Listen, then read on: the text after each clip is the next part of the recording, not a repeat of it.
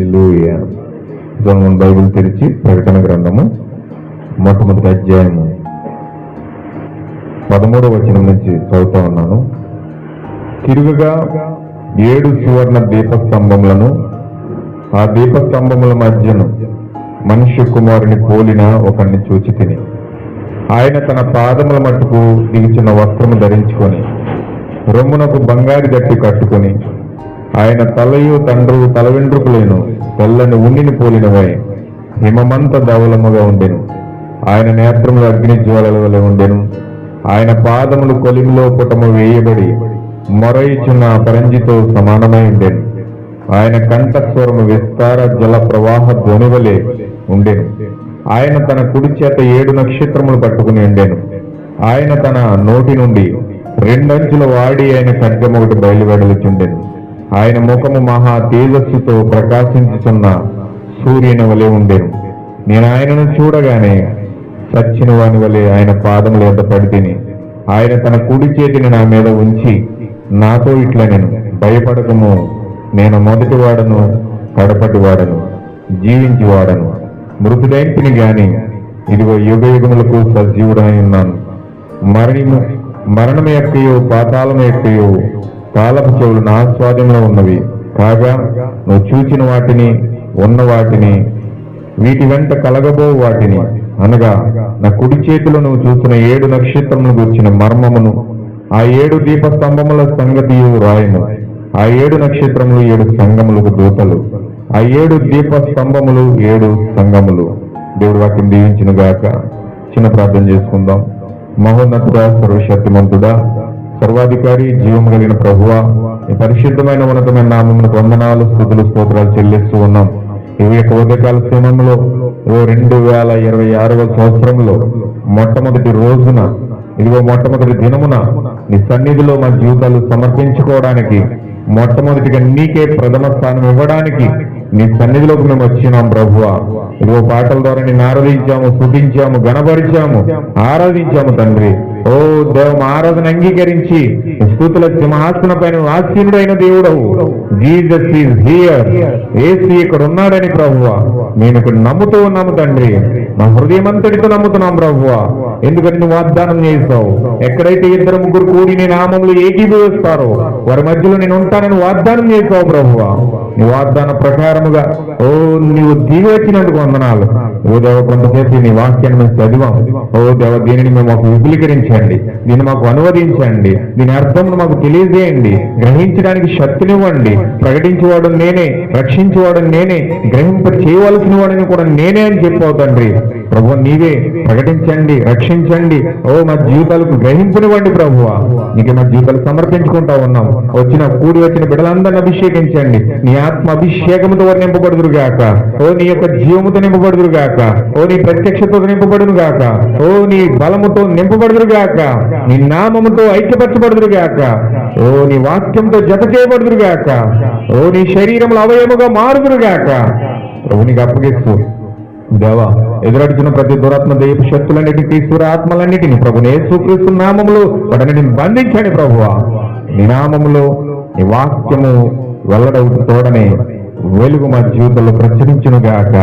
మీకు అప్పగిస్తూ మహిమ, ఘనత, ప్రభావాలు మీరు పొందుకోమని, ఇక్కడున్న ప్రతి ఒక్కరిని మీరు స్వాధీనపరచుకోమని, ప్రతి ఆత్మను మీరు స్పర్శపరచుకోమని నీకు అప్పగిస్తూ ప్రభు యేసుక్రీస్తు నామములో ప్రార్థిస్తున్నాం తండ్రి, ఆమేన్. దయచేసి కూర్చున్నామండి. హల్లెలూయా. దేవుని మహిమ కలుగును గాక.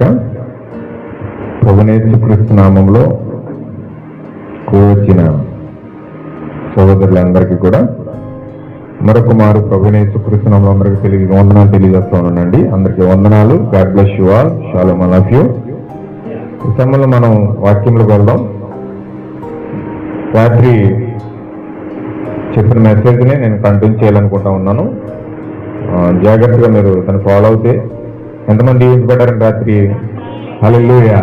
అద్భుతమైన వర్తమానాన్ని దేవుడు మనకి ఇచ్చాడు.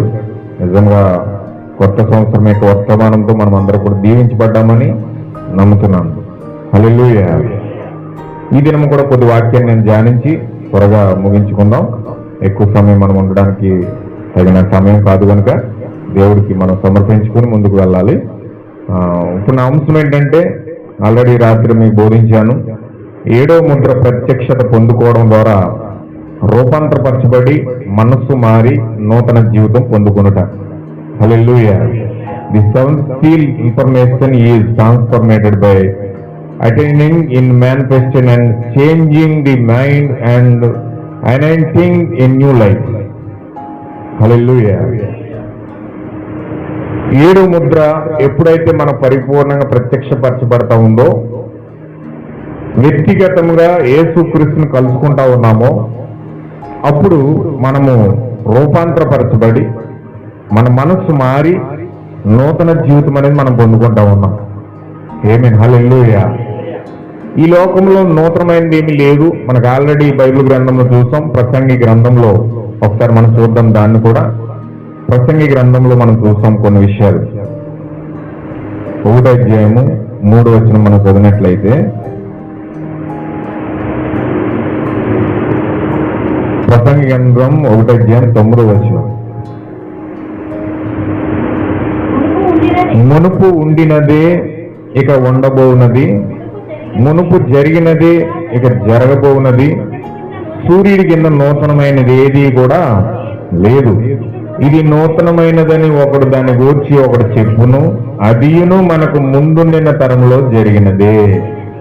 ఆమేన్. హల్లెలూయా. అంటే సూర్యుడి కింద నూతనమైనది ఏది కూడా లేదు. మనం ఎన్నో కొత్త సంవత్సరాలు జరుపుకుంటా ఉన్నాం, కొత్త సంవత్సరాలకు అడుగు పెడతా ఉన్నాం. సంవత్సరాలు గతించిపోతా ఉన్నాయి, రోజులు గతించిపోతా ఉన్నాయి. సమయం చాలా ఫాస్ట్గా మారింది. అది ఏ సమయంలో ఏ విధంగా వెళ్ళిపోతుందో మనకు తెలియడం లేదు. వయసు మీద పడతా ఉంది. పిల్లలు పుడుతున్నారు, వయసులోకి వస్తున్నారు, వృద్ధులు అవుతున్నారు, చనిపోతున్నారు. వయసు వస్తూ ఉంది, చనిపోతూ ఉన్నారు. కాలాలు వెళ్ళిపోతూ ఉన్నాయి, రోజులు వెళ్ళిపోతూ ఉన్నాయి, సంవత్సరాలు గతించిపోతూ ఉన్నాయి. అన్ని కూడా వెళ్తా ఉన్నాయి. జరిగిందే మరలా జరుగుతా సూర్యుని కింద నూతనమైనది ఏది లేకుండా ఆ యొక్క ఫ్యాన్ తిరుగుతున్నప్పుడు ఈ రెక్క ఆ స్థానంలో ఉంటుంది. మళ్ళీ ఎలాగైతే మళ్ళీ అదే స్థానంలోకి వచ్చి ఎలాగైతే ఫ్యాన్ తిరుగుతుందో అలాగే ఈ భూభ్రమణం అనేది జరుగుతూ ఉంది. ఈ భూభ్రమణం జరుగుతున్నప్పుడు సూర్యుడి కింద ఏది కూడా కొత్తది ఏది మనకు కనిపించడం లేదు. హల్లెలూయా. రాత్రికాలం మనం చూస్తాం. అబ్రహాము కాలంలో జరిగిందే ఇప్పుడు మరలా జరుగుతుంది. నోవహు కాలంలో జరిగిందే మరలా జరుగుతుంది. యేసుక్రీస్తు చెప్పాడు, నోవహు దినంలో జరిగినట్టే మనుష్య కుమారుడి దినాల్లో కూడా జరుగుతుందని చెప్పాడు. లోతు దినాల్లో జరిగినట్టే మనుష్య కుమారుడి దినాల్లో కూడా జరుగుతుందని చెప్పాడు. అంటే జరిగిందే మరలా జరుగుతుంది. అక్కడ నోవహు దినాల్లో ఏ విధంగా బ్రతికారు, అక్కడ వాళ్ళు తాగుతున్నారు, తిరుగుతున్నారు, ఎంజాయ్ చేస్తూ ఉన్నారు, భయంకరమైన కార్యాలన్నీ వాళ్ళు తీసుకెళ్తా ఉన్నారు, ఇల్లు కట్టుకుంటా ఉన్నారు, పెళ్లిళ్ళు చేసుకుంటా ఉన్నారు, నారు నాటుతూ ఉన్నారు, ఎవరి పనులు వారు బిజీ అయిపోయారు. ఆ రోజు భయంకరమైన కార్యాలన్నీ వెడలిపోతా ఉన్నాయి భూమి మీద. ఎవరి కాళ్ళే వాళ్ళు. నోవహు దినాల్లో ఏం జరుగుతుందంటే ఆదికాండం 6వ అధ్యాయంలో చూస్తే మనకు అర్థమవుతుంది. అక్కడ ఏం జరుగుతుందో పెళ్లి చేసుకోవట్లేదు ఎవరు కూడా. ఎవరికి నచ్చిన రీతిలో వాళ్ళు ఆ విధంగా వెళ్ళిపోతా ఉన్నారు.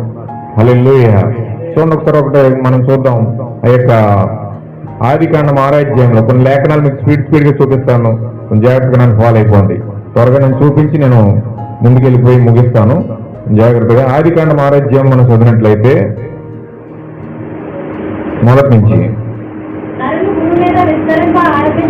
చూడండి. అక్కడ నోవహు కాలంలో ఏం జరిగిందో చాలా క్లియర్గా వివరిస్తున్నాడు. అక్కడ నరులు భూమి మీద విస్తరించి ఆరంభించిన తరువాత కుమార్తెలు వారికి పుట్టినప్పుడు దేవుని కుమారులు చక్కని వారిని చూసి వారందరిలో తమకు మనసుకు నచ్చిన స్త్రీలను వివాహం చేసుకున్నారంటే లవ్ మ్యారేజ్లు ఎక్కువైపోయినాయి. అక్కడ ఎవరి కాళ్ళే ఇష్టపడి చేసుకుంటూ వెళ్ళిపోతున్నారు, కానీ ఎవరి ఇష్టాలతో వాళ్ళకి పని లేదు.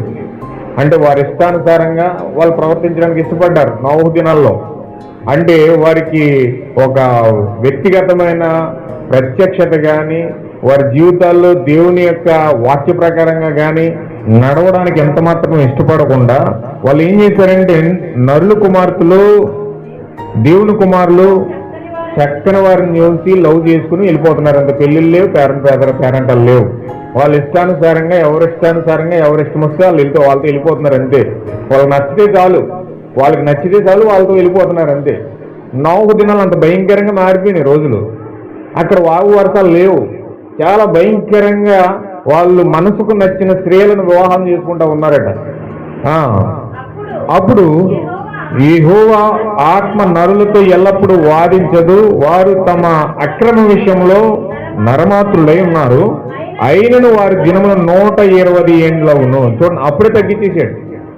ఆ నోవహు దినాల్లోనే మనిషి యొక్క బ్రతుకు ఆయుష్ ఎంతకు వచ్చేసిందంటే 120 సంవత్సరాలకు వచ్చేసింది. హల్లెలూయా. ఎందుకంటే రాత్రికాలం మనం చూస్తాం, ఎప్పుడైతే దేవుని ఆజ్ఞలను కట్టడలను మనం తప్పకుండా పాటించినప్పుడు దేవుడు మనల్ని ఏం చేస్తున్నాడంటే దీర్ఘాయుషవంతులుగా చేస్తూ ఉన్నాడు. హల్లెలూయా. దీర్ఘాయువు రాగాలంటే, మనం దీర్ఘాయుషవంతులు అవ్వాలంటే మనము దేవుని వాక్య ప్రకారంగా నడవాలి, దేవుని యొక్క చట్ట ప్రకారం జీవించాలి. ఆయన ఏదైతే ఆజ్ఞలు ఇచ్చాడో, ఏదైతే చట్టం ఇచ్చాడో ఆ చట్ట ప్రకారంగా మనం బ్రతకాలి. కానీ ఎప్పుడైతే ఆ చట్టాన్ని మీరి వారి ఇష్టానుసారంగా ముందుకు వెళ్ళడానికి ప్రయత్నం చేశారు, దేవుడు ఏం చేశాడంటే వీళ్ళు ఇదే విధంగా బ్రతికితే, ఎక్కువ కాలం బ్రతికితే ఉపయోగం ఉండదని చెప్పి 900, 800, 700, 960, 970 సంవత్సరాల బ్రతికిన వ్యక్తుల్ని దేవుడు ఏం చేశాడంటే 120 సంవత్సరాలు తీసుకొచ్చేసాడు. హల్లెలూయా. ఎంత దారుణమో చూడండి. పాపం ఎంత ఎక్కువ చేస్తావో అంత ఆయుష్ తగ్గిపోతుంది నీకు.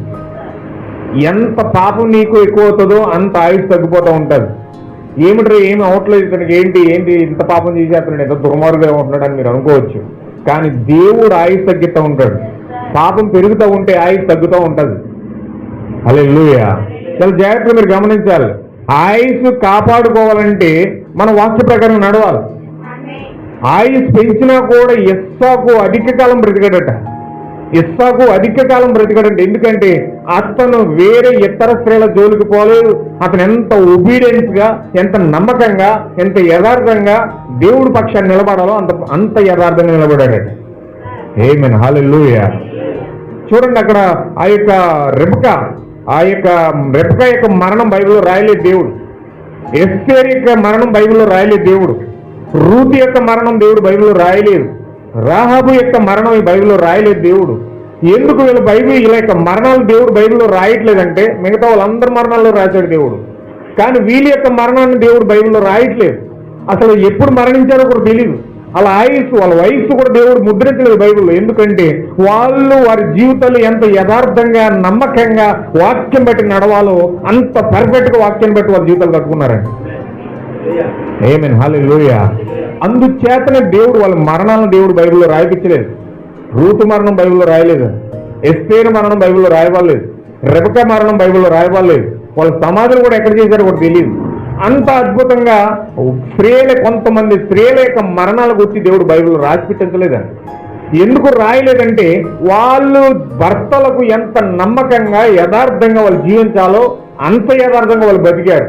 ఇస్సాకు కూడా ఒకే ఒక భార్యతో ఎంత యథార్థంగా బ్రతకాలో అంత యథార్థంగా బతికాడు. కాబట్టి ఆ తరంలో అందరికంటే ఆయుష్వంతుడిగా, దీర్ఘాయుష్వంతుడిగా బతికినవాడు ఇస్సాకు.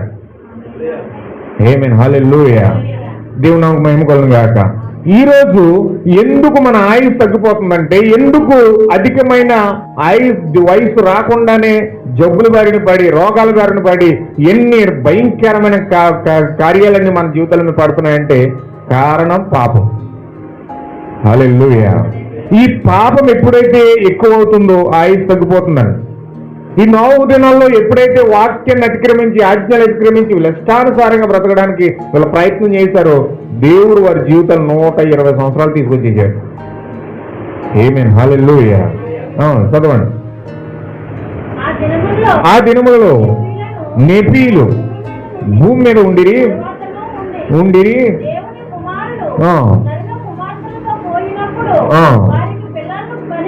ఈ కాలం యొక్క ప్రవక్త అన్నాడండి నెఫీలు ఎవరంటే కయ్యేను సంతానం నుండి వచ్చిన పిల్లలై ఉన్నారు వాళ్ళు. ఈ నెఫీలు ఎవరంటే కయ్యేను సంతానం నుంచి వచ్చిన వారు. వీళ్ళు పరిశుద్ధాత్మ లేనివారు, వీరు జంతు యొక్క జీవముతో పుట్టినవారు. వీరు పరిశుద్ధాత్మ లేనివారు కనుక జంతువుతో సమానం. వీరు జంతువు కంటే అతి హీనవంతముగా భయంకరంగా ఉండే లోకపు కార్యాలు చేసే లోకపు మనుషులు వీళ్ళు. ఇలాంటి వ్యక్తులతో దేవుని కుమార్తెలు అనబడిన వారు అలాంటి వ్యక్తులతో సంబంధం, శారీరక సంబంధం పెట్టుకుని వారు పిల్లలు కన్నారు. ఆమేన్, హల్లెలూయా. ఒక పరిశుద్ధాత్మ కలిగిన స్త్రీలు, దేవుని కుటుంబంలో పుట్టిన స్త్రీలు, సేతు సంతానము అనబడిన దేవుని కుమార్తెలు ఈ నెఫీలతో, కయ్యేని యొక్క సంతానముతో సంబంధాలు పెట్టుకుని, శారీరక సంబంధాలు పెట్టుకుని వీళ్ళు ఎలాంటి పిల్లలను కన్నారంటే, వీళ్ళు ఎలాంటి జీవాలను బయటకు తీసుకొచ్చారంటే భూమి మీదకి సర్ప సంతానాన్ని బయటకు తీసుకొచ్చారు. హల్లెలూయా. ఈ సర్ప సంతానమే నెఫీలై ఉన్నారు. ఈ నెఫీలు భయంకరమైన దారుఢ్య శరీరము కలిగి, చాలా మన బైబిల్లో ఒకడు కనబడతాడు. ఎవరంటే గొల్లియాత్ అనేవాడు ఒకడు కనబడతాడు. ఆ గొల్లియాత్ అనేవాడు నెఫీలు జాతికి చెందినవాడు. అంటే అంత శరీర దారుఢ్యం బాగా ఎక్కువ ఉన్న వ్యక్తి, హైట్ బాగా ఎక్కువ, 14 అడుగులు వ్యక్తి అండి అతను. ఇంచుమించు మనిషి, మనం 6 అడుగులు మనిషిని చూస్తేనే ఆల్మోస్ట్ కొంచెం హైట్లో ఉన్నాడు అనిపిస్తారు. ఇంకా 7-8 అడుగులు ఉన్నాడంటే ఆ వ్యక్తిని ఇలా చూడాలి. కొంతమంది మొన్న పేపర్లో వేసాడు, ఆ వ్యక్తి 11 అడుగులు ఉన్నాడట. ఆ 11 అడుగుల వ్యక్తికి ఒక 3 అడుగుల వ్యక్తిని పెళ్లి చేశాడు. ఆ భార్య 3 అడుగులు ఉంది, అతనే 11 అడుగులు ఉన్నాడు. ఇలా చూస్తుంది పైగా అమ్మాయి. హల్లెలూయా. మరి నేను చూడటం అంతవరకే, 11 అడుగులు. ఆ చైనాలో ఉన్నాడు ఆ వ్యక్తి, ఇప్పుడు ఇంకా బ్రతికే ఉన్నాడు. కానీ గొల్లియాత్ ఎన్ని అడుగులు ఉన్నాడు? 14 అడుగులు ఉన్నాడు. ఈ 14 అడుగుల వ్యక్తి అతను డాలు తీసుకొస్తుంటే దావీదు వెళ్తున్నాడు అక్కడికి. ఆ డాలు చివరి ముక్క కూడా లెగదాడు దావీదుకి. 2 అడుగులు మనిషి. అతను ఎంత చిన్న వ్యక్తి, ఎంత ఉన్నాడు. 2 అడుగులు అంటే ఎంత ఉంటాడు? ఇదే హైట్. దావీదు ఇది 2 అడుగులు, 3 అడుగులు ఇది. దీని ఇంత ఉన్నాడు దావీదు. అతనేమో తమ్మంత ఉన్నాడు. ఎక్కడ కనపడతాడు? హల్లెలూయా. అయితే దావీదు యొక్క శక్తి గొల్లియాతుకు తెలియదు. దావీదులో క్రీస్తున్నాడు. దావీదులో రాయ అనేది ఒక ఆయుధం అనేది, వాక్యం అనేది ఉన్నది. కానీ గొల్లియాతుకు తెలియదు. దేవుడి కుమారుడు ఎంత పొట్టిగా ఉన్నా, ఎంత చిన్నగా ఉన్నా, ఎంత కనిపించకపోయిన వయసులో ఉన్నా అతనిలో ఉండే జీవము దేవుని యొక్క జీవమై ఉన్నది. హల్లెలూయా. కానీ సర్ప సంతానం చాలా పెద్దగా కనపడుతుంది కానీ అందులో జీవం ఉండదు. చాలా ఉన్నతమైన కనపడుతుంది కానీ అందులో జీవం ఉండదు.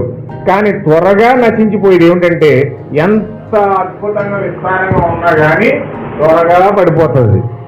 జస్ట్ చిన్న దావీదు కూతస్తున్నాడు, ఇంత ఉన్నాడు. ఒక్క రాడు గిరగార తిప్పిన అతను కొట్టాడుగా అంత పెద్ద ఉన్న 14 అడుగులు దావీదు గొల్లియాతుకి ఇలా పడిపోడు. చెట్టుని అడిగితే కింద అడిపినట్టు పడిపోడు అంతే. దెయ్యం ఎప్పుడు అలాగే పడిపోద్ది. దేవుని యొక్క సంతానం ముందు దెయ్యం యొక్క సంతానం నిలబడలేదని. హల్లెలూయా. కానీ అప్పుడు ప్రపంచాన్ని పాడు చేసింది ఎవరంటే ఈ నెఫీలే. అప్పుడు ప్రపంచాన్ని భయంకరంగా మార్చివేసి, భయంకరంగా వ్యభిచారం తీసుకొచ్చి, భయంకరంగా ఆ యొక్క లవ్యపురం తీసుకొచ్చి, భయంకరంగా ఆ యొక్క స్వలింగ సంపర్కం తీసుకొచ్చి ఆ ప్రపంచాన్ని నాశనం వేసింది ఎవరంటే ఈ నెఫీలు అనబడిన వారు, కయ్యేని యొక్క సంతానమై ఉన్నారు. ఆమేన్, హల్లెలూయా. దేవుని మహిమ కలుగును గాక. ఇప్పుడు వారి ఇష్టానుసారంగా జీవిస్తున్నారు. ఇప్పుడు అలాంటి దినాల్లోనే మనము కూడా ఉన్నామన్న దానికి చెప్పడానికి నిస్సందేహంగా చెప్పచ్చు. ఏమా లేమండి? ఆ రోజులు ఎలా ఉన్నాయో ఈ రోజులు కూడా అలా ఉన్నాయి. అక్కడ వ్యభిచారం ఉంటే భయంకరంగా ఇక్కడ కూడా వ్యభిచారం ఉంది. అక్కడ అక్రమ సంబంధాలు ఉంటే ఇక్కడ కూడా అతి భయంకరంగా అక్రమ సంబంధాలు ఉన్నాయి. ఈ రోజుల్లో మరీ పెరిగిపోయినాయి. చిన్న పిల్లలతో సహా అవి చెప్పలేకపోతున్నాం. చిన్నపిల్లలకు కూడా నేర్పించక్కర్లేదు. ఎందుకంటే తల్లిదండ్రులు చక్కగా ఫోన్లు ఇచ్చేసి ముద్ర పెడుతున్నారు. వాళ్ళ చూసి ఏం చదువుతున్నారో ఇంకా తెలియట్లేదు. ఆ లోటు ఎలా తీయాలో, ఎలా ప్రేమించాలో, తల్లిదండ్రులు ఎలా మోసం చేయాలో, వాళ్ళు ఎలాగా ప్రియురాలని గౌరవించాలో, చక్కగా గులాబీ పువ్వు పట్టుకెళ్ళి చెప్పాలో అన్నీ కూడా చక్కగా నేర్చుకున్నారు కింద సెల్ ఫోన్లో. నేర్చుకుని అప్పుడు నేను చూపెడతారు. కొంచెం వయసు వచ్చిన తర్వాత 12-13 సంవత్సరాలు వచ్చిన తర్వాత అప్పుడు దాకా నువ్వేం నేర్చుకున్నావురా నాయన నీ అమ్మా నాన్న నుంచి అంటే, మా అమ్మా నాన్నలు ఏం నేర్పించలేదు కన్నా సెల్ ఫోన్ మాత్రం బాగా ఎక్కువ నేర్పించిందని చెప్తాడు. హల్లెలూయా. ఎందుకంటే వీళ్ళు ఏం నేర్పించరు, వీళ్ళు వదిలేస్తారు గాలికి. వీళ్ళు ఏం చెప్పరుగా, మంచి చెడు ఏం చెప్పరు. మంచి చెడు అంతా నేర్పించే సెల్ ఫోనే. అలా నేర్పించి వాళ్ళు ఇష్టానుసారంగా తయారవడానికి, రకరకాలుగా తయారవడానికి తర్వాత సినిమా చూపెడతారు. హల్లెలూయా. ఆ రోజు కూడా అలాగే ఆ టెక్నాలజీ పెరిగి, అప్పుడు నోవహు కాలంలో ఎంత టెక్నాలజీ ఉందనుకున్నారు? పిరమిడ్లు కట్టే అంత టెక్నాలజీ ఉందండి. అప్పుడు పెయింటింగ్, ఇప్పుడు కూడా పిరమిడ్లకు వేసిన పెయింటింగ్ ఇప్పుడు కూడా చల్లాచెదురు అవ్వలేదండి. అంత క్వాలిటీ పెయింటింగ్స్ వాడారు అక్కడ. వాళ్ళు ఎంత తెలివైన వాళ్ళు అంటే మనం అనుకుంటాం. మొన్న ఒక ఆయన ఈ కాలేజీకి వస్తున్నాడు, స్వర్ణాంధ్ర కాలేజీకి. ఈ ప్యాంట్ ఇక్కడ నుంచి ఇక్కడికి మొత్తం, ఇక్కడ చుక్క, ఇక్కడ బొట్టు, ఇక్కడ బొట్టు, మొత్తం బొర్లెట్టేసాడు ఇదంతాను. నేనేం చిరిగిపోయిందని చెప్తున్నా నా కుర్రడితోని. బాబు ప్యాంట్ చిరిగిపోయి చూసుకుంటేనే స్టైల్ అంకుల్ అంటున్నాడు. ఓర్వని స్టైల్ తగలేదు. ఇలా వస్తే ఆ పిచ్చోడు అనుకో కుక్కలు వస్తాయి నీ దగ్గర, అలా అనుమతించనని చెప్పేసి బయటికి ఇంటించాను. ఇంటికి వెళ్ళి ప్యాంట మార్చుకుని వచ్చాడు. స్టైల్ అంటది. హల్లెలూయా. నాకు తెలియదు ఆ విషయం. ఏంటి నేను ప్యాంట్ చిరిగిపోయింది బాబు అంటున్నాను. నేను చిరిగిపోయిందంటే చూసుకోలేదేమో బాబు కుర్రోడు అనుకుని చెప్తున్నాను, కానీ స్టైల్ అంటున్నాడు కుర్రోడు. హల్లెలూయా. చూడండి, ఆ రోజు ఆ యొక్క స్టైల్ అక్కడ ఈ నోవహు కాలంలో కూడా ఉంది. వాళ్ళు కూడా అదే ఫ్యాషన్ చేశారు. ఫ్యాషన్ షో మామూలు కాదండి. ఆ స్త్రీలు ఎక్కడికెక్కడికి స్కర్ట్లు వేసుకుని, బ్రాలు వేసుకుని ఆ యొక్క వీధుల్లో నడుచుకుంటూ వెళ్ళిపోరాట. చాలా భయంకరంగా, వికృతకరంగా ఉండేదట. అక్కడ భయంకరమైన కార్యాలు అక్కడ జరుగుతుండే అంట. ఇప్పుడు చూడండి, మనం గోవా వెళ్తే ఒక్క స్త్రీల మీద ఒంటి మీద బట్టలు ఉండవు. గోవా వెళ్ళినారని బీచ్కి వెళ్ళారనుకోండి, స్త్రీల మీద కనీసం బట్టలే ఉండవు. వాళ్ళకి డైరెక్ట్గా మొత్తం అన్ని తీసేసి అక్కడ విశ్రాంతి స్థలాలు ఇస్తారు. ఆ విశ్రాంతి స్థలాల్లో పడుకుంటారు. అక్కడే ఉందనుకుంటే ఎక్కడో చూసానే, మొన్న పేరుపాలెం మీద పేరుపాలెం కనపడ్డారు నాకు అలాగా. హల్లెలూయా. అంటే వీరు ఇప్పుడు యొక్క నవనాగరిక స్త్రీలు ఏం చేస్తున్నారంటే ఒంటి మీద బట్ట ఉంచుకునే రకం కాదు. ఇప్పుడు ఒంటి మీద బట్టలు ఉండకూడదు. వాళ్ళ యొక్క అవయవాలన్నీ బయటికి చూపించడానికి ప్రయత్నం చేస్తున్నారు. వాళ్ళ అందచందాలన్నీ బయటికి చూపించడానికి.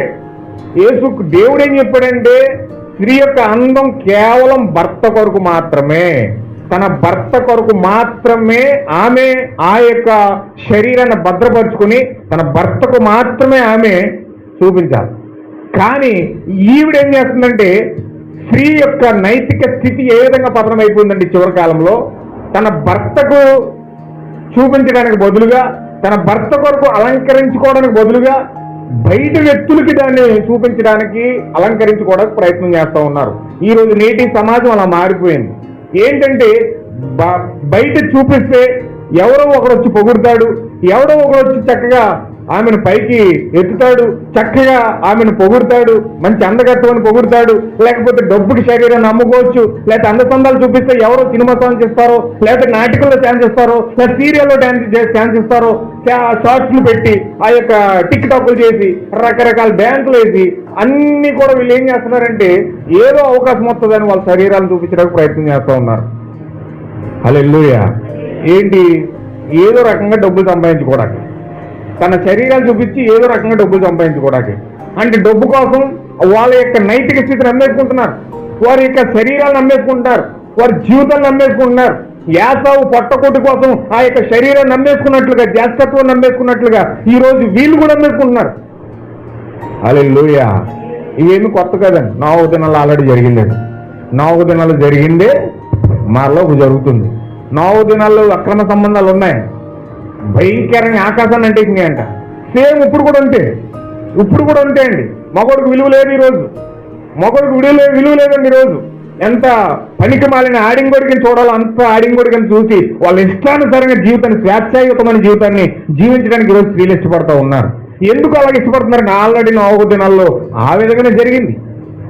ఎందుకంటే ప్రపంచం అంతమైపోయే ముందు ఈ కాలంలో ప్రవక్త అన్నాడు, మొట్టమొదటిగా పాపం ఏ విధంగా స్టార్ట్ అయిందో, మొట్టమొదటిగా భూమి పతనమైపోవడం పాపం ఏ విధంగా స్టార్ట్ అయిందో, అలాగే అంతంలో కూడా అదే పాపంతో ముగిస్తుందని చెప్పాడు. ప్రారంభంలో ఏం జరగాలో అంతంలో కూడా అదే జరగాలి. ప్రారంభంలో మొట్టమొదటిగా భూమి ఎలా ప్రారంభమైందంటే అక్రమ సంబంధంతో ప్రారంభమైంది. ఏమా?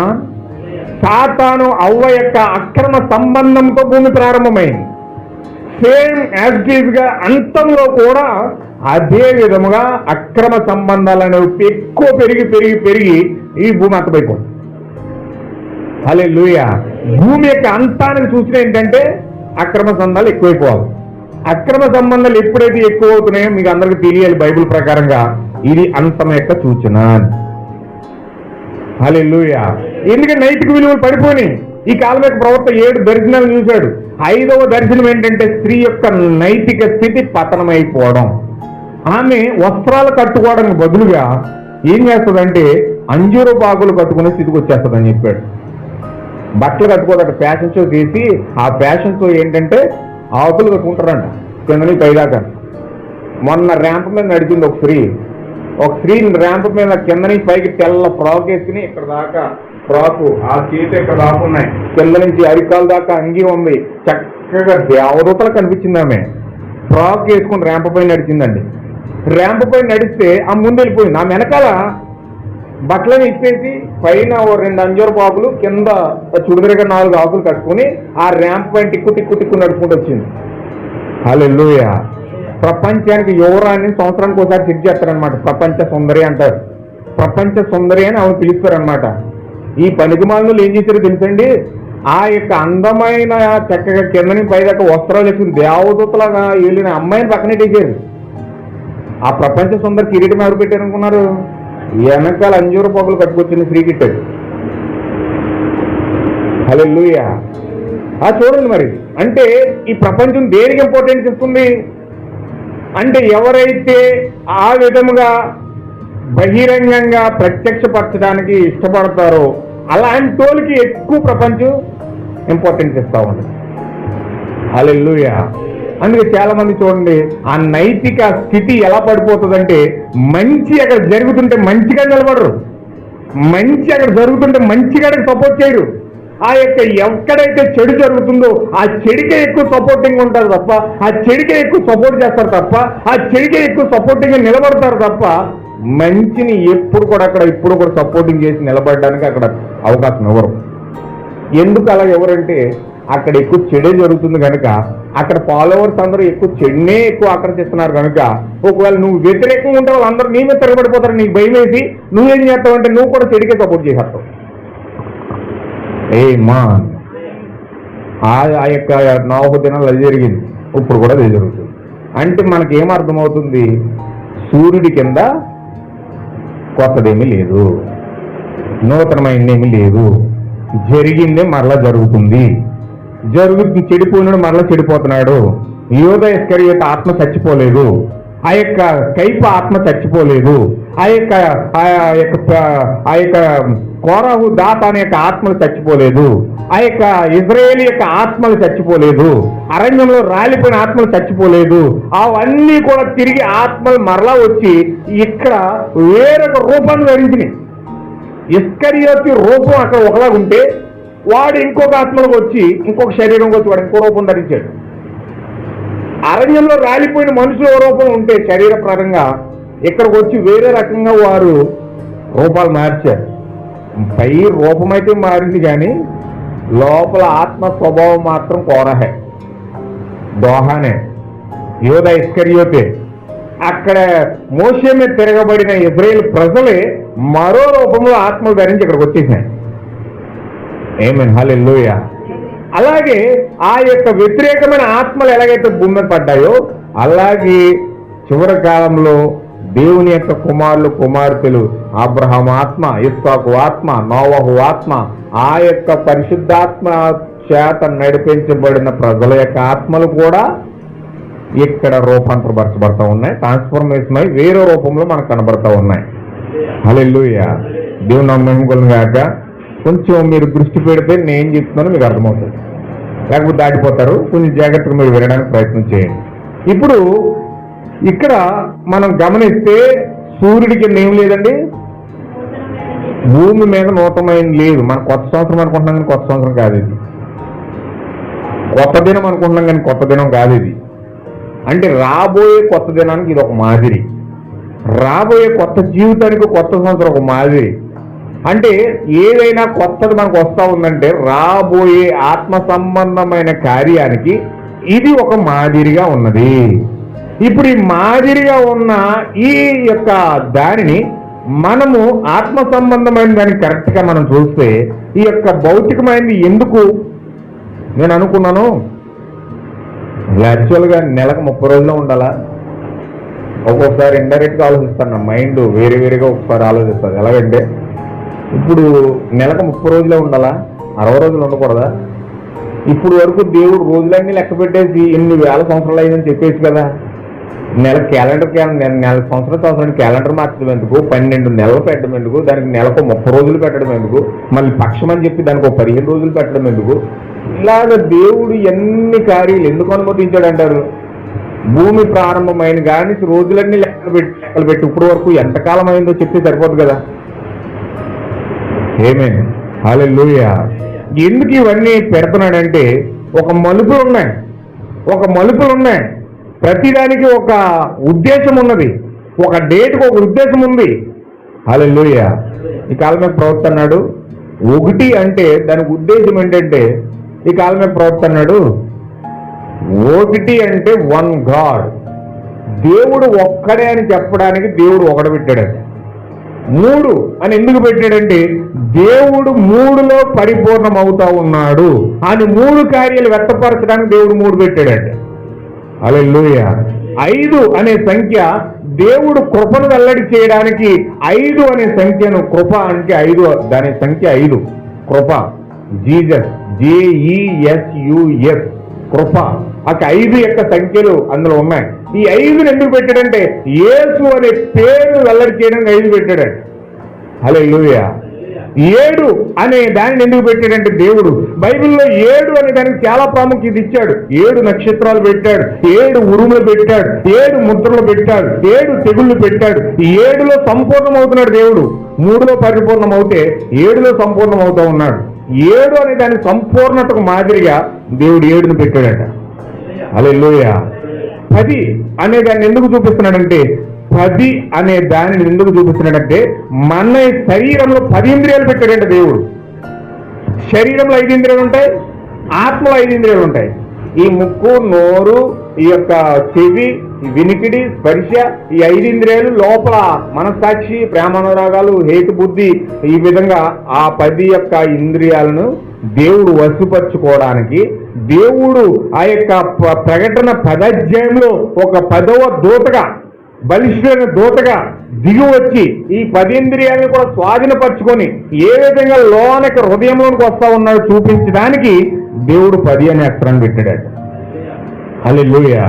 12 అని ఎందుకు పెట్టాడంటే దేవుడు 12 మంది శిష్యులు భూమిలోకి వచ్చి ఏర్పాటు చేసుకోవడానికి 12 పెట్టాడట. 40 అనేది ఎందుకు పెట్టాడంటే 40 అనే తీర్పు సంఖ్య అంటది. హల్లెలూయా. దేవుడు నాకు మహిమ కలుగుగాక. 40 అనేది తీర్పు సంఖ్య అంట. 50 అని ఎందుకు పెట్టాడంటే అది జూబిలీ అంటది. అంటే అది పెంతుకొస్తు దినానికి మాదిరిగా పెట్టాడంటే 50 అనేది. అంటే ప్రతి డేట్ వెనకాల ఒక ఉద్దేశం దేవుడికి ఉంది. అలాగే ప్రతి అక్షరం వెనుకల, ప్రతి నెల వెనుకల ఒక ఉద్దేశం దేవునికి ఉంది. ప్రతి ఒక్క సంవత్సరం వెనుకాల దేవునికి ఒక ఉద్దేశం ఉంది. ఆ ఉద్దేశాన్ని నెరవేర్చుకోవడానికి దేవుడు ఈ క్యాలెండర్ పెట్టాడు, 30 రోజులు పెట్టాడు, ఆ యొక్క ఫస్ట్ తారీఖులు పెట్టాడు, సంవత్సరాలు పెట్టాడు, నెలలు పెట్టాడు. ఇవన్నీ కూడా మాదిరిగా చూపిస్తా ఉన్నాడు. ఇవన్నీ చెప్తే పోతే చాలా టైం తీసుకుంటారు కనుక నేను షార్ట్కట్లో కొన్ని విషయాలు మీకు అర్థమవుతుందని కొన్ని విషయాలు వివరిస్తున్నాను అంతే. ఆమేన్. హల్లెలూయా. ఇప్పుడు దేవుడు ఇవన్నీ కూడా ఎందుకు ఒక నమూనాగా ఎందుకు మారుస్తున్నాడంటే ఆత్మ సంబంధముగా ఒక నమూనా మనకు ఉన్నది. ఆ నమూనాను వెల్లడి చేయడానికి దేవుడి కార్యాలను వెలుగులో తీసుకొస్తా ఉన్నాడు. ఇప్పుడు మనం చూద్దాం.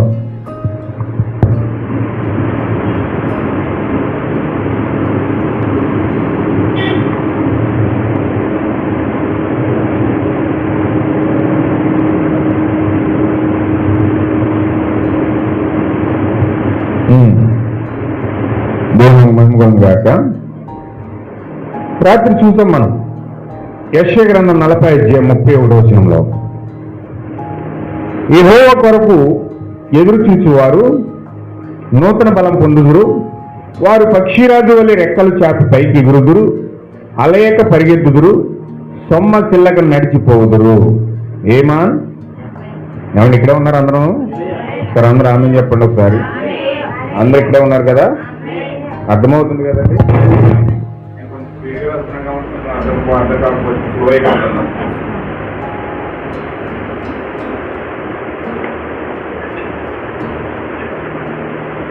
ఒకవేళ మీకు అర్థం కాకపోతే నేను స్లో అయిపోతాను, స్పీడ్ వెళ్ళిపోతే మరి మీకు అర్థం కాదు, లేకపోతే నేను ఎన్ని మాటలు చెప్పినా అర్థమైపోతుంది.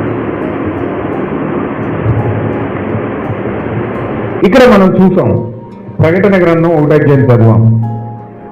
1వ అధ్యాయంలో ఏం కనపడుతుంది? ఇక్కడ 13వ వచనంలో చదవండి ఒకసారి.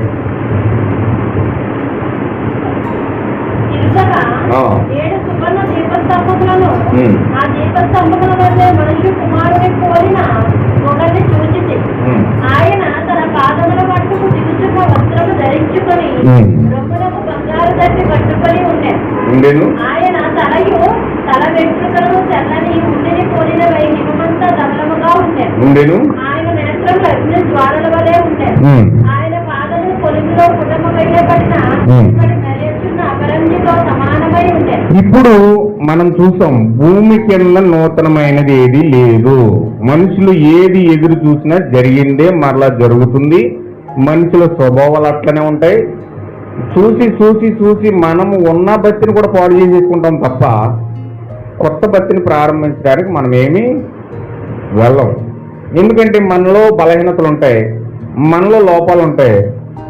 ప్రజలందరిలో కూడా అయితే లోపాలు కనపడుతున్నాయి అనుకోండి, చివరికి మనకు ఎలా కనపడుతుంది అంటే అందరూ అలాగే బ్రతుకుతున్నారు కానీ నేను బ్రతికితే తప్పేంటి, అందరూ అలాగే ఉంటున్నారు కానీ నేను ఉంటే తప్పేంటి, అందరూ అలాగే చేస్తున్నారు కానీ నేను చేస్తే తప్పేంటి అన్న భావంలోకి వచ్చేస్తామన్నమాట. అంటే చివరికి అది ఎలా ఉంటుందంటే ఆ మనిషి పాపం చేస్తే అతన్ని చూసి ఇన్స్పైర్ అయ్యి దానికి పదంతులు ఎక్కువగా నువ్వు చేసేటట్లుగా మారిపోతావు. అంటే చూసి చూసి చూసి ప్రేమను చూపించావు. ఫస్ట్ సారి 4-5 సార్లు ప్రేమను చూపించావు, ఎదుటి వ్యక్తి దగ్గర నుంచి ఆ ప్రేమ నీకు దొరకలేదు. అప్పుడు నువ్వేం చేస్తావు తెలుసా? నువ్వు ఇలాగే ఉన్నాడు, ప్రేమ చూపించట్లేదు, ఏం చూపించట్లేదు అని చెప్పి నువ్వు అంతకంటే 100 రెట్లు కఠినంగా మారిపోతావు. అప్పుడు నువ్వు ఇంకా ఎక్కువ చెడిపోయిందని అయిపోతావు. అప్పుడు నీ బతికి ఎలా ఉంటుందంటే ముందు స్థితి కంటే కడపటి స్థితి ఇంకా భయంకరంగా మారిపోతుంది. ఇప్పుడు భూమి మీద ఉన్న ప్రజలందరూ అలాగే మారుతున్నారు. చూసి చూసి ఇసుకుపోయి కఠినలు అయిపోయి చివరికి పరిస్థితి ఎలాగైపోయిందంటే వారితో స్వయంగా దేవుడే దగ్గరికి వచ్చి అమ్మా ఇది పరిస్థితి అని మాట్లాడినా ఆలకించే పరిస్థితి నీ దగ్గర కనపడలేదు. హల్లెలూయా. ఏమన్నా దేవుని నామమున మహిమ కలుగును గాక. అందుకే చాలా జాగ్రత్తగా వాక్యాన్ని గ్రహించాలి. లోకం వైపు చూస్తే కాకి ఎప్పుడు కాకినే చూపిస్తున్నాడు. ఒక బలహీనుడి దగ్గరికి వెళ్తే ఆ బలహీనుడు ఎదుటి వ్యక్తి యొక్క బలహీనతలన్నీ చూపిస్తాడు. తన బలహీనతను కప్పుకోవడానికి ఎదుటి బలహీనతలన్నీ చూపిస్తాడు. ఒక పాపి దగ్గరికి వెళ్తే తన పాపాన్ని కప్పుకోవడానికి ఎదుటి పాపాలన్నీ చూపిస్తాడు. ఏమా హల్లెలూయా. మీరు ఎప్పుడైనా గమనించండి, ఎవరైనా తప్పు చేసిన వ్యక్తి దగ్గరికి వెళ్ళి గద్దిస్తే, అతన్ని ఖండిస్తే, అతను తన తప్పుని ఒప్పుకోవడానికి బదులుగా చుట్టుపక్కల ఉన్న తప్పులన్నీ బయట పెట్టడానికి ప్రయత్నం చేస్తాడు. చుట్టుపక్కల ఉన్న తప్పులన్నీ పాపాలన్నీ కూడా బయట పెట్టడానికి ప్రయత్నం చేస్తాడు. ఎందుకంటే ఇతను తప్పు బయటపడుతుందని భయం, ఇతని యొక్క వ్యవహారం బయటపడుతుందని భయం, చుట్టుపక్కల ఉన్న వ్యవహారాన్ని బయటకు తీసుకొచ్చే ప్రయత్నం చేస్తాడు. వాళ్ళు చేస్తారు నేను చేస్తే తప్పేంటి, వాళ్ళు అన్నారు కానీ అంటే తప్పేంటి, వాళ్ళు మాట్లాడుతున్నారు కానీ మాట్లాడితే తప్పేంటి అన్న విధానంలో మాట్లాడడానికి వీళ్ళు ప్రయత్నించి హల్లెలూయా. ఈ కాకి ఎప్పుడు కాకినే చూపిస్తున్నాడు. ఆ కాకి స్వభావం కనుక ఒక మనిషి కలిగి ఉన్నాడంటే ఎల్లప్పుడూ కాకులనే చూస్తాడు ఈ వ్యక్తి. కాకి పావురే కనిపించిన పొడుచుపడద్దు. అయ్యి నేను నల్లగా ఉన్నాను, నాతో ఉన్న వాళ్ళందరూ నల్లగానే ఉండాలి, నువ్వు తెల్లగా ఉన్నావేంటి, కుదరదు అని 4 పోట్లు పొడుస్తుంది పావురేని. ఏమేన్ హల్లెలూయా. అందుకే తీవ్రంగా ద్వేషిస్తాడు. ఒక విశ్వాసి అవిశ్వాసి దగ్గరికి వెళ్తే ఆ అవిశ్వాసి ఎంత ద్వేషించాలో అంతగా ద్వేషిస్తాడు. ఎందుకంటే లోపల ఉన్న కాకి యొక్క స్వభావం దాన్ని ఏమిచ్చుకోలేదు, లోపల ఉన్న కాకి యొక్క స్వభావం దాన్ని మంచిగా ఇమలేదు. అందుచేత పావురే కనుక అక్కడికి వెళ్తే కాకి పొడుస్తూ ఉంటుంది, హింసిస్తూ ఉంటారు, బాధిస్తూ ఉంటారు, ఇబ్బందికరంగా మారుతూ ఉంటారు, ఇబ్బంది పెడుతూ ఉంటారు. ఎందుకంటే ఈ కాకి స్వభావానికి వేరు, కాకి పావురే స్వభావం వేరు. ఈ కాకి స్వభావానికి పావురే స్వభావం చాలా వ్యత్యాసం ఉంది.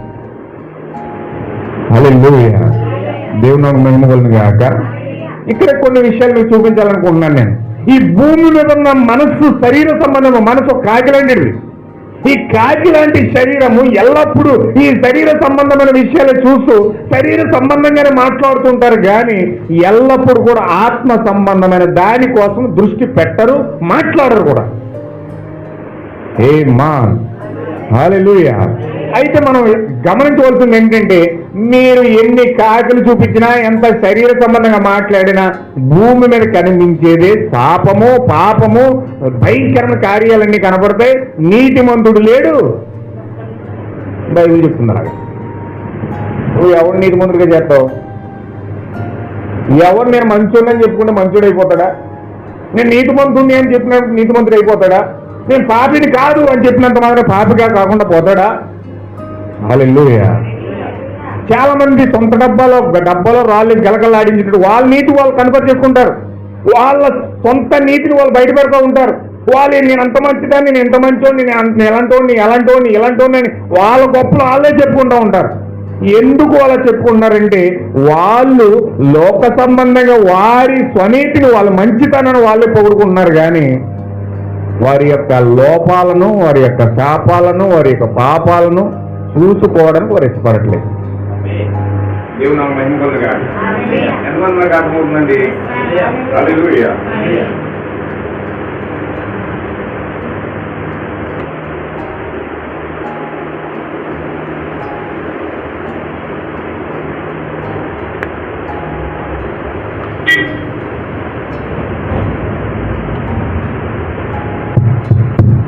హల్లెలూయా. అర్థమవుతుందండి? నేను ఈరోజు వాక్యం వేరే కోణంలో చెప్దాము. చాలా అద్భుతంగా దేవుడు వాక్యం తెరిచాడు. వాక్యాన్ని కంటిన్యూ చేస్తూ దాన్ని ఆ విధంగా తీసుకెళ్దామని నేను ఆలోచించి ప్రార్థించుకుని ఇక్కడ దిగాను. కానీ దేవుడు నన్ను ఎలాగెందుకు తీసుకెళ్తుందో నాకు అర్థం కావట్లేదు. నేను ఎలా ప్రిపేర్ అవ్వలేదు, వాస్తవంగా చెప్తున్నానండి. నేను రాసుకున్నది వేరే ట్యాబ్ ముట్టుకోవట్లేదు. నేను మెసేజ్ అంతా చాలా ఉంది, అదంతా చెప్పి ఇలా సరిపోద్ది అనుకున్నాను నేను. కానీ దేవుడు నన్ను ఎందుకో ఇలా మెసేజ్ చేసేది నాకు తెలియదు. కానీ ఏదో చెప్పడానికి దేవుడు ప్రయత్నిస్తున్నాడు అన్న సంగతి మాత్రం నాకు అర్థమైంది. మీరు కూడా దాన్ని పట్టుకోవడానికి ప్రయత్నం చేయండి. ఒకవేళ ఏదైనా దేవుడు సరిచేయాలని కూడా సరి చేస్తుంటే మాత్రం మీరు సరిచేయబడ్డానికి ఇష్టపడండి. ఖచ్చితంగా ఇది కొత్త రోజు, కొత్త దినము. మనం కొత్త జీవితంతో అందులో అడుగు పెట్టాం. రాత్రి సమర్పించుకుని ప్రభురాత్రి భోజనం తీసుకున్నాం. ఈరోజు అద్భుతంగా దేవుడు యొక్క కొత్త రోజుని, కొత్త సంవత్సరం 2026 మనకి ఇచ్చాడు. ఇప్పుడు ఈ యొక్క రోజును మనం ఏ విధంగా ప్రారంభించాలో, ఏ విధంగా మనం బ్రతకాలో దేవుడు మాత్రం ఏదో చెప్పాలని ప్రయత్నం చేస్తున్నాడు. నాకు అర్థమైంది. చాలా జాగ్రత్తగా మీరు గమనిస్తే, పట్టుకుంటే కొన్ని విషయాలు మీకు అర్థమవుతాయి. నేను మిమ్మల్ని ఇబ్బంది పెట్టాలనుకోవట్లేదు. జాగ్రత్తగా కొన్ని విషయాలు గమనిస్తే నేను త్వరగా స్పీడ్గా చెప్పేసి ముగించేస్తాను. హల్లెలూయా. ఆమేన్. చూడండి, ఇక్కడ భూమి కింద మనిషి యొక్క స్వభావాలన్నీ కూడా నీచమైనవి. నీతిమంతుడు లేడు, ఒక్కడు లేడు. ఏ మనిషి చూసినా ఏదో బలహీనత కనపడుతుంది, ఏదో బలహీనత కనపడుతుంది. అతను పాస్టర్ అని లేదు, అతను బిషప్ అని లేదు, లేకపోతే అది రెవరెండ్ అని లేదు, లేకపోతే ఆధ్యాత్మిక లేదు, ఇదని లేదు. ఎంత హోదా ఉన్నా మనిషిలో ఏదో ఒక బలహీనత మనిషిలో ఉంది. హల్లెలూయా. ప్రతి ఒక్కడు బలహీనుడే. శరీరముగా ఒక శరీరంలోకి వచ్చిన ప్రతి వ్యక్తి కూడా బలహీనుడై ఉన్నాడు, పాపిగా ఉన్నాడు, పడిపోతాడు, పతనమైపోతాడు. అవన్నీ కూడా దేవుడు కూడా తెలుసు. నేను వింటున్నారా? దేవుడు మనిషి పాపంలో పడిపోతాడని దేవుడు కూడా తెలుసు. తెలిస్తే విమోచన గ్రంథాన్ని రాశాడు. ఆయన పాపంలో పడిపోతాడని దేవుడికి తెలుసు. ఇంకా చెప్పాడు ప్రవక్త, మ్యారేజ్ అండ్ డైవర్స్ అని మెసేజ్ చదివితే మీకు కొన్ని విషయాలు అర్థమవుతాయి. అక్కడ దేవుడు చెప్తున్నాడు, అవ్వనంట పాపంలో పడిపోవడానికి సృజించాడంట. ఆ మాట చదివి నేను చాలా ఆశ్చర్యాలకు లోనైపోయాను. నేను ఇదేంటి, దేవుడు పాపంలో పడేయడానికి ఎవరు సృజించడం ఏంటి? సాతాను పాపంలో పడిపోవడానికి సృష్టించాడట. ప్రపంచమంతా సర్వనాశనం చేయడానికే సాతాను సృష్టించాడట. నీకు నాకు క్యాన్సర్ పెట్టడానికి సృష్టించాడట. నీకు నాకు తెగుళ్ళు పెట్టడానికి సృష్టించాడంట. ఈ భూమిని అంతా అతలాకుతలం చేయడానికే సాతాన్ని సృష్టించాడట. ఇదేంటండి బాబు, నాశనం చేయడానికి సాతాను సృష్టించడం పెట్టి ఏమా హల్లెలూయా. పాపంలో పడిపోవడానికి అవ్వను సృష్టించడానికి అన్నాడు మరి తర్వాత. అదే పాపంలో పడిపో దేవుని కుమార్తెని పరిశుద్ధంగా చేశాడు కదా, దేవుడు పవిత్రంగా చేశాడు కదా, యథార్థంగా చేశాడు కదా, నమ్మకంగా ఉండడానికి చేశాడు కదా, ఆరాధన చేయడానికి దేవుని కుమార్తెను చేసుకున్నాడు కదా.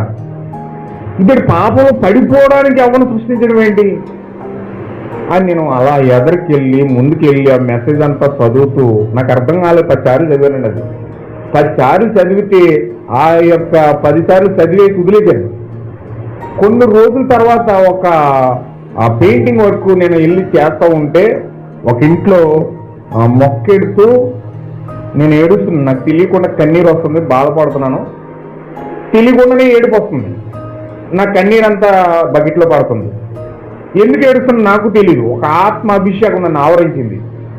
చాలా ఆత్మలో నేను లీనమయ్యి దేవుని యొక్క ప్రసన్నతలో నేను ఒక పాట పాడుకుంటూ ఏడుస్తున్నాను. పాట పాడుతూ కన్నీరు వస్తూ ఉన్నాయి, మొక్కెడుతూ ఉన్నాను, పనిలో నిమగ్నం అయిపోయాను. సడన్గా నాకు ఒక ప్రేరణ వచ్చింది, బయటికి ఒక ప్రేరణ వస్తుంది. బయటికి వెళ్ళిపోయి ఒక సరిగ తోటలోకి వెళ్ళిపోయాను. సరిగ తోటలోకి వెళ్ళిపోయి మోకరించి ఒక సరిగ తోటలో పెద్ద పెద్ద గొయ్యలు తవ్వుతూ ఉంటారండి. అక్కడక్కడ పెద్ద పెద్ద గొయ్యలు వాటర్ పెట్టడానికి ఆ సరిగ తోటలో గొయ్యలు తవ్వుతారనమాట. ఎండాకాలం అది, ఆ గొయ్యి ఎండిపోయింది. నేను వెళ్ళిపోయి ఆ గొయ్యిలోకి వెళ్ళిపోయి అక్కడ మోకరించి ప్రార్థన చేస్తున్నాను. ప్రార్థిస్తుండగా ఒక పావుగంట అయింది. పక్కనున్న తాడి చెట్టు ఉంది, దానికి పెద్ద ఎండాకులు ఉన్నాయి. ఆ చుడుగురుగా ఎండాకులన్నీ ఎండిపోయి మొత్తం లొంగ ఒక 20-30 ఆకులు ఉంటాయి దానికి. సడన్ గా ఒకేసారి ఆకులన్నీ దబేలు నడిపోయి నాకు గుండె ఎదిరిపోయి భయం చేసింది. ఏంటి ఇలా జరిగిందని చెప్పేసి జాగ్రత్తగా భయంతోనే గడగలాడుతూనే వచ్చేసి మళ్ళీ మొక్కెట్టుకున్నాను. మళ్ళీ అరగంట తర్వాత మళ్ళీ ఏడుస్తున్నాను. మళ్ళీ ఆ ప్రసన్నత వచ్చింది. మళ్ళీ బాధపడటం మొదలు పెట్టాను.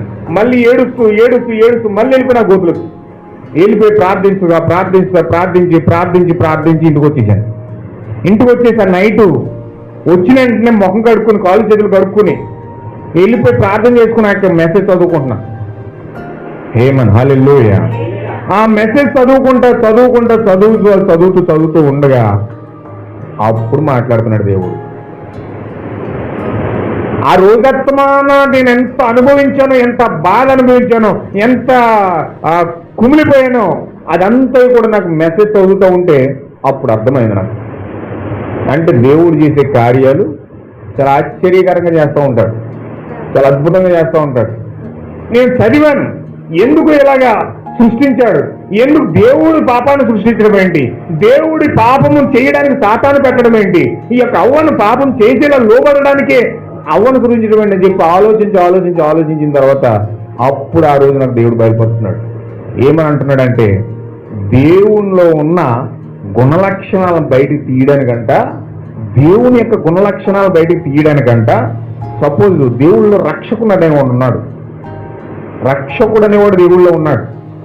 ఇప్పుడు రక్షకుడు బయటికి రావాలి, ఆయనలో నుంచి రక్షకుడు వచ్చి మనం రక్షించాలి, సిలువ వేయబడాలి, రక్తం కార్చాలి, పాపముకు ప్రాయశ్చిత్తం చేయాలంటే రక్షకుడు ఆయనలో నుంచి బయటికి రావాలంటే ఇక్కడ తప్పిపోయిన పాప ఇక్కడ ఉండాలి. అవునండి. ఇప్పుడు బైబిల్లో యేసుక్రీస్తు వచ్చి అన్నాడు మాట, రోగులకే వైద్యుడు అవసరం కానీ ఆరోగ్యవంతులకు వైద్యుడు అవసరమా? ఏమండి, రోగులకే వైద్యుడు అవసరం, అలాగే ఒక పాపికే రక్షకుడు అవసరం. పాపి లేకుండా రక్షకుడు ఎందుకు? ఇప్పుడు దేవుళ్ళు ఉన్న రక్షకుడు బయటికి రావాలంటే భూమి మీద పాపి అనేవాడు ఉండాలి. పాపి అనేవాడు ఉండాలంటే పాపం చేయించేవాడు ఒకడు ఉండాలి. పాపం చేయించేవాడు ఉంటేనే పాపం చేస్తాడు వ్యక్తి. హల్లెలూయా. అందుకే సాతాను ఎందుకు ఆయుధంగా వాడుకుంటాడంటే, సాతాను చేతిలో పని మనిషి అంట, దేవుని చేతిలో పని మనిషి అంట. ఎవరో? సాతాను దేవుని చేతిలో పని మనిషి అంట. దేవుడు అడికి వెళ్ళి క్యాన్సర్ పెట్టంటే వచ్చి క్యాన్సర్ పెడతాడట. దేవుడు ఆ సాతానికి ఆజ్ఞాపిస్తాడంట, వెళ్ళి అతను షుగర్ ఎట్టి అంటాడంట, వెళ్ళి షుగర్ పెడతాడట. ఇల్లు పెట్టి బలహీనత పెట్టి అంటాడంట, వెళ్ళి బలహీనత పెడతాడంట. ఆ ఇల్లు ఇంట్లో గలిబిలు చేసాము, గత్తర చేసి అంటాడంట, ఆ ఇంట్లో గలిబిలు చేసేస్తాడు, గత్తర తీసేస్తాడు అన్నాడండి. యోగు దగ్గరికి వెళ్ళాడు. అదిగో నా కుమారుడు యోగు చూసావా, యోగు చాలా బాగున్నాడు ప్రభువా, చాలా బాగున్నాడు, మంచిదే. నువ్వు ఆయన దగ్గరికి వెళ్ళకుండా చుట్టూరు కంచి చేసేసావు కదా, నేను ఎలాగెళ్ళను అంటున్నాడు. సరే, ఆ కంచి తీసేసి నీకు అప్పగింత నెల్లు ఆ ఇల్లు అంతా పాడు చేసేయి, మేకలు చంపే, ఎడ్లు చంపే, గొర్రెలు చంపే, అన్ని చంపే, అందరిని చంపే, కానీ అతని ప్రాణాన్ని మాత్రం ముట్టుకోవద్దాను. హల్లెలూయా. దేవుడు ఆజ్ఞాపించాడండి. అంటే దేవుడే యోబు ఇంటిని పాడు చేయడానికి సాతాను పంపిస్తున్నాడు అక్కడ. ఇదేంటి, సాతాను దేవుడు కుమారుడు గారికి సాతాను పంపించడం దేవుడు అంటే దేవునికి ఒక ఉద్దేశం ఉంది, దేవునికి ఒక ప్రణాళిక ఉంది, దేవునికి ఆ వ్యక్తి పట్ల ఒక విమోచన, ఒక ఉద్దేశము అక్కడ ఉన్నది. దాన్ని బయటకు తీసుకురావడం కోసం దేవుడే ప్రేరేపించి సాతాను పంపిస్తున్నాడు. దేవుని మహిమగలను కాక అప్పుడు అర్థమైందనమాట. అంటే దేవుని యొక్క గుణ లక్షణాలను బయటికి తీసుకురావడానికి దేవుడు దెయ్యాన్ని సృష్టించాడు. ఒకవేళ అవ్వ గనక లైంగికంగా పతనం అవ్వకపోతే హల్లెలూయా క్రొత్త జన్మ అనేది రాదు. క్రొత్త జన్మ రావాలంటే పాత జన్మ ఉండాలి. ఒక మంచి పరిశుద్ధమైన జన్మ ఉండాలంటే చెడిపోయిన జన్మ ఉండాలి. చెడిపోయిన జన్మ ఉంటేనే పరిశుద్ధమైన జన్మ వస్తుంది. హల్లెలూయా. దేవుని నామమున మహిమ కలుగును గాక. వెలుగు ఉండాలి, చీకటి ఉండాలి. చీకటి అంత భయంకరమైన తెలిస్తే వెలుగు ఎంత మంచిదో తెలుస్తుంది. అందుకే దేవుడు వెలుగు పెట్టాడు, చీకటి పెట్టాడు. మంచి ఎంత మంచిదో తెలియాలంటే చెడు ఎంత చెడ్డతో తెలియాలి. చెడును రుచి చూస్తేనే ఆ వ్యక్తి మంచి ఎంతో చూసి అప్పుడు వస్తాడు. మా అందుకే దేవుడు భూమి మీద ప్రతి వ్యక్తిని బలహీనుడిగా చేశాడు, పాపిగానే చేశాడు, పతనమైపోయే విధంగానే చేశాడు. మనిషి అందుకనే పాపంలో పడిపోతున్నాడు. మనిషి అందుకని జయించలేని స్థితిలో ఉన్నాడు. మనిషి అందుకనే రకరకాల కార్యాల్లో పడిపోయి విడిపించుకోలేని పరిస్థితుల్లోకి వెళ్తా ఉన్నాడు. హల్లెలూయా. అందుకే దేవుడు చెప్పాడు, నీతిమంతుడు లేడు, ఒక్కడు లేడన్నాడు. అంటే ప్రతి మనిషి భూమి మీద పతనమైపోవలసిన వాడే. ఒక్క నీతిమంతుడు లేడు. నేను నీతిమంతుడని చెప్పుకోవడానికి ఏ వ్యక్తికి అధికారం లేదు. నేను నీతిమంతురాలని చెప్పుకోవడానికి ఏ వ్యక్తికి లేదు. నేను ఎంత పొడుగు ప్రార్థన చేస్తాను, నేను ఎంత పొడుగు వాక్యం చదువుతాను, నేను ఆ చివరి నుంచి చివరి ఊరంతా తిరిగి వస్తాను, చాలా అద్భుతంగా పాటలు పాడతాను, నేను అద్భుతంగా ప్రసంగం చేస్తాను, నేను అద్భుతంగా చాలా అద్భుతమైన మాటలు, తీయటి మాటలు పలుకుతాను అని ఎన్ని ప్రగల్భాలు పలికినా కూడా ఆ వ్యక్తి పాపే. హల్లెలూయా. దేవుని నామమున మహిమ కలుగును గాక. పాపానికి ఏ వ్యక్తి కూడా అతీతుడు కాదు, ఏ వ్యక్తి కూడా అతీతుడు కాదు. అయితే ఇక్కడ మనము ప్రకటన గ్రంథం 1వ అధ్యాయము ఆ యొక్క 13వ వచనం ఇక్కడ మనం చదివాం. ఇక్కడ ఏం కనపడుతుందంటే అక్కడ తిరుగగా 7 దీప స్తంభాల మధ్యలో మనుష్య కుమారుని పోలిన ఒకను చూశాడు యోహాను. ఆయన తన పాదాల మటుకు దిగుతున్న వస్త్రాన్ని ధరించుకుని రొమ్ముకు బంగారు దట్టు కట్టుకుని ఆయన తలయు తల వెంట్రుకలు తెల్లని ఉన్నిని పోలినవై హిమమంత ధవలంగా ఉండి ఆయన నేత్రాలు అగ్ని జ్వాలలో ఉండి ఆయన పాదాలు కొలిమిలో పుటం వేయబడి మెరయిచున్న అప్రంజితో సమానమై ఉన్న ఒక విస్తార కంఠస్వరము జల ప్రవాహాల ధ్వని వలె ఉండి 7 నక్షత్రాలు కుడి చేత పట్టుకుని ఆయన నోటిలో 2 అంచుల వాడి అనే ఖడ్గం ఒకటి పట్టుకుని ఆయన ముఖము మహాతేజస్సుతో ప్రకాశించుతున్న సూర్యుని వలె ఒక వ్యక్తి ఇక్కడ కనబడతా ఉన్నాడు. దేవుని నామమున మహిమ కలుగును గాక. ఈ వ్యక్తి కోసం నేను కొంచెం మీకు ఎక్స్ప్లెయిన్ చేసి నేను ముగించాలనుకుంటున్నాను. భూమి మీద ఒక నూతనమైన క్రియ ఏదైనా జరుగుతుందంటే, ఒక నూతన ప్రత్యేకమైన ఆకర్షణగా భూమి మీద మనుషులకు వెలుగునివ్వడానికి, మనుషులకు వెలిగించడానికి, ఈ పతనమైపోయిన పాపిని పరిశుద్ధినిగా చేయడానికి, ఈ పతనమైపోయిన వ్యక్తిని మార్చడానికి, నూతన ఆత్మతో నింపడానికి, నూతన ఉత్తేజంతో నింపడానికి, నూతన జీవంతో నింపడానికి దేవుడు భూమి మీద చేయుచున్న అద్భుతమైన మహోత్తరమైన కార్యాల్లో ఒకే ఒక కార్యం ఇది ప్రకటన 1వ అధ్యాయం 13వ వచనమై ఉన్నది. దేవుని నామమున మహిమ కలుగును గాక. ఎంతమంది నమ్ముతూ ఉన్నారండి? దీనినే దేవుడు ఏం చెప్పాడంటే రహస్య సీక్రెట్ రాకడ, కమింగ్, సీక్రెట్ కమింగ్, రహస్య రాకడ, దొంగ వలె వచ్చే రాకడ. ఎవరి కోసం వస్తున్నాడంటే ఈయన, ఎవరైతే దేవుని పిల్లలు జగత్పునాది వేయబడక ముందే గొర్రె పిల్ల యొక్క జీవగ్రంథంలో రాయబడి ఎవరైతే మర్మయుక్తమైన ప్రజలుగా ఉన్నారో వారిని విడిపించడానికి దేవుడు రహస్యముగా భూమి మీద వస్తా ఉన్నాడు. హల్లెలూయా. చాలా విషయాలు అవన్నీ కూడా నేను అవాయిడ్ చేశాను. దేవుని చిత్తమైతే అవన్నీ కూడా తర్వాత చూద్దాం. ముఖ్యమైన కొన్ని విషయాలు మాత్రం నేను మీకు చెప్పడానికి ప్రయత్నం చేస్తా ఉన్నాను. ఎందుకంటే భూమి మీద దేవుడు ఒక జనాంగాన్ని ఎన్నుకున్నాడు. దేవుడు భూమి మీద ఒక జనాంగాన్ని ఎన్నుకున్నాడు. చూడండి, మనం ఒకసారి చూద్దాం. యెషయా 43:19 చదవండి. ఇక్కడ చాలా యెషయా చెప్తున్న మాటలు చాలా అద్భుతమైన మాటలు మాట్లాడుతున్నాడు. ఇక్కడ ఇదిగో నేను ఒక నూతన క్రియ చేయించున్నాను. ఈ నూతన క్రియ అనేది భూమి మీద నూతనమైనది ఏది లేదు, క్రొత్తదేమీ లేదు. భూమి కింద జరిగిందే జరుగుతూ ఉంది. కానీ దేవుడు భూమి మీద ఒక నూతనమైన క్రియ చేస్తా ఉన్నాడు. మొలుచును ఆలోచింపరా, నేను అరణ్యంలో త్రోవ కలుగు చేయించున్నాను, ఎడారిలో నదులు పారజేయుచున్నాను.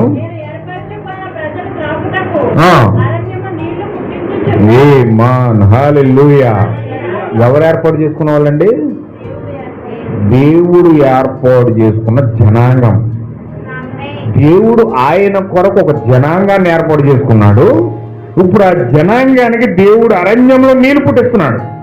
ఆ జనాంగం కోసం దేవుడు ఏమైనా చేస్తాడు. మన పాట పాడతాం కదా, ఏమైనా చేయగలడు. కథ మొత్తం ఎవరి కోసం అనుకున్నారు? అది చాలా మంది పాడేస్తారు కానీ ఆ పాట ఎవరు చెందుద్దంటే దేవుడు ఏర్పాటు చేసుకున్న ప్రజలు చెందుద్ది. హల్లెలూయా. ఆ ప్రజల కోసం దేవుడు ఏమైనా చేస్తాడు.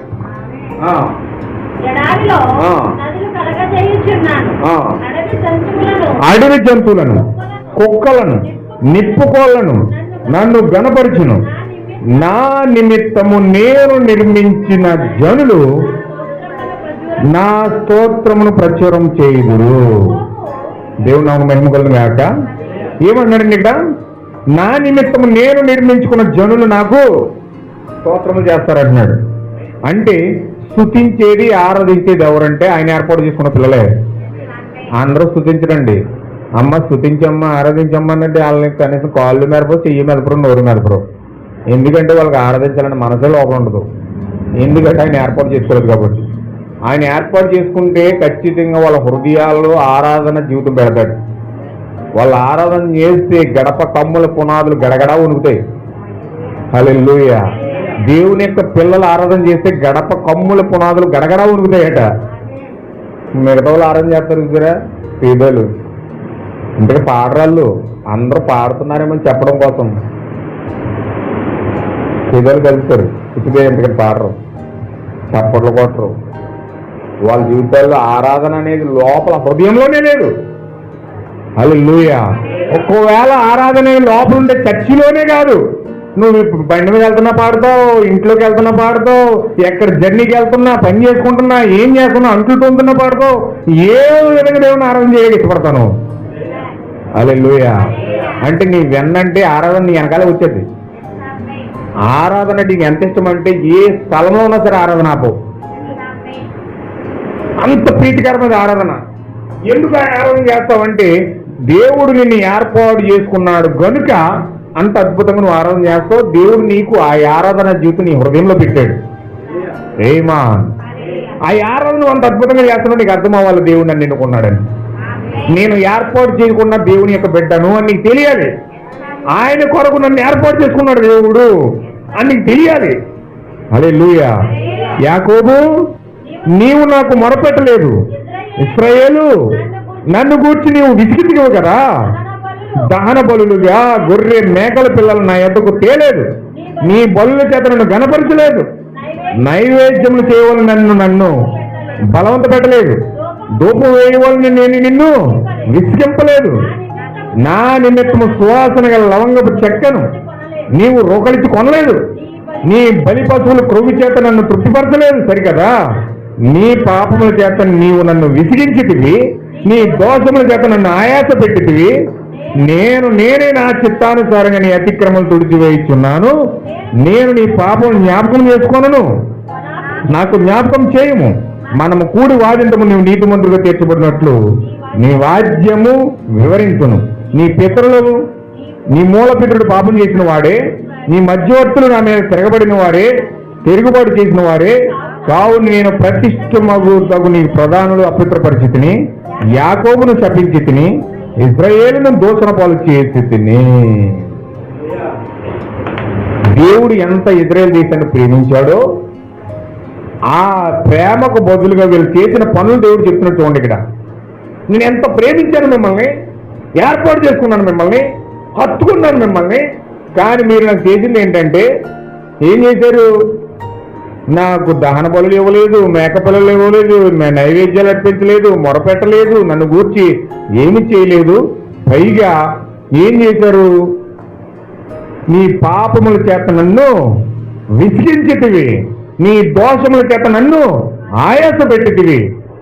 దేవుడు ఎంత బాధపడుతున్నాడు చూడండి. నిన్ను ప్రేమించాను, నీకు గాలిచ్చాను, నీకు నీరిచ్చాను, నిన్ను ఏర్పాటు చేసుకున్నాను, నీకు భోజనం పెడుతున్నాను, నీకు వస్త్రం ఇస్తున్నాను, నీకు అన్ని ఆయురారోగ్యాలు చూసుకుని నీకు కాపాడుతూ నీ చుట్టూ దేవదూత నుంచి నేను భద్రంగా చూపిస్తే నువ్వు నాకు ఇచ్చే ఫలితం ఏంటి? ఏంటంటే ఏం చేస్తావు? నీ పాపాల చేత నన్ను విసిగిస్తున్నావు, నీ దోషముల చేత నన్ను ఆయాస పెడుతున్నావు. మారడానికి బదులుగా, వాక్యం విని లోబడడానికి బదులుగా నన్ను ఈ విధంగా ఇబ్బంది పెడుతున్నావు. నాకు జ్ఞాపకం చేయము, మనము కూడి వాదింతము. నీవు నీతిమంతుడిగా తీర్చబడినట్లు నీ వ్యాజ్యమును వివరించు. నువ్వు నీతిమంతుడు అవ్వాలనుకుని చెప్పు. ఏ విధంగా నీతిమంతుడు అయ్యో చెప్పు. ఏ విధంగా నీతిమంతుడు అవుతావో చెప్పు. నువ్వు పాపం చేస్తూ నీతిమంతుడు అని చెప్పుకుంటున్నావు కదా. నువ్వు దౌర్భాగ్యముల కార్యాలను చేస్తూ నేను పరిశుద్ధురాలని చెప్పుకుంటున్నావు కదా. ఏ విధంగా పరిశుద్ధురయ్యో చెప్పు.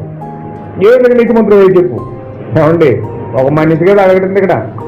అలాగ అడుగుతుంటే మనిషి కాదు, సాక్షాత్తు నిన్ను సృష్టించిన దేవుడు నీ ఎద్దకు వచ్చి నిన్ను అడుగుతున్నాడు. నువ్వు నీతిమంతుడు అయిపోయావు కదా, ఎలాగయ్యావు? నువ్వు పరిశుద్ధుడు అయిపోయావు కదా, ఎలాగైపోయావు? నువ్వు నాకు ఎన్ని ఇచ్చిన నన్ను నాకు పూర్తిగా విసిగించి త్రోసివేసి నీ పాపం చెప్పిన నాయాస పెట్టింది కాకుండా పైగా మళ్ళీ నువ్వు నీతిమంతుడు అని చెప్పుకుంటావా? పరిశుద్ధుడు అని చెప్పుకుంటావా? నువ్వు వాక్యం బట్టి నడవలేదు, వాక్యాన్ని బట్టి జీవించలేదు, వాక్యాన్ని బట్టి నడవట్లేదు.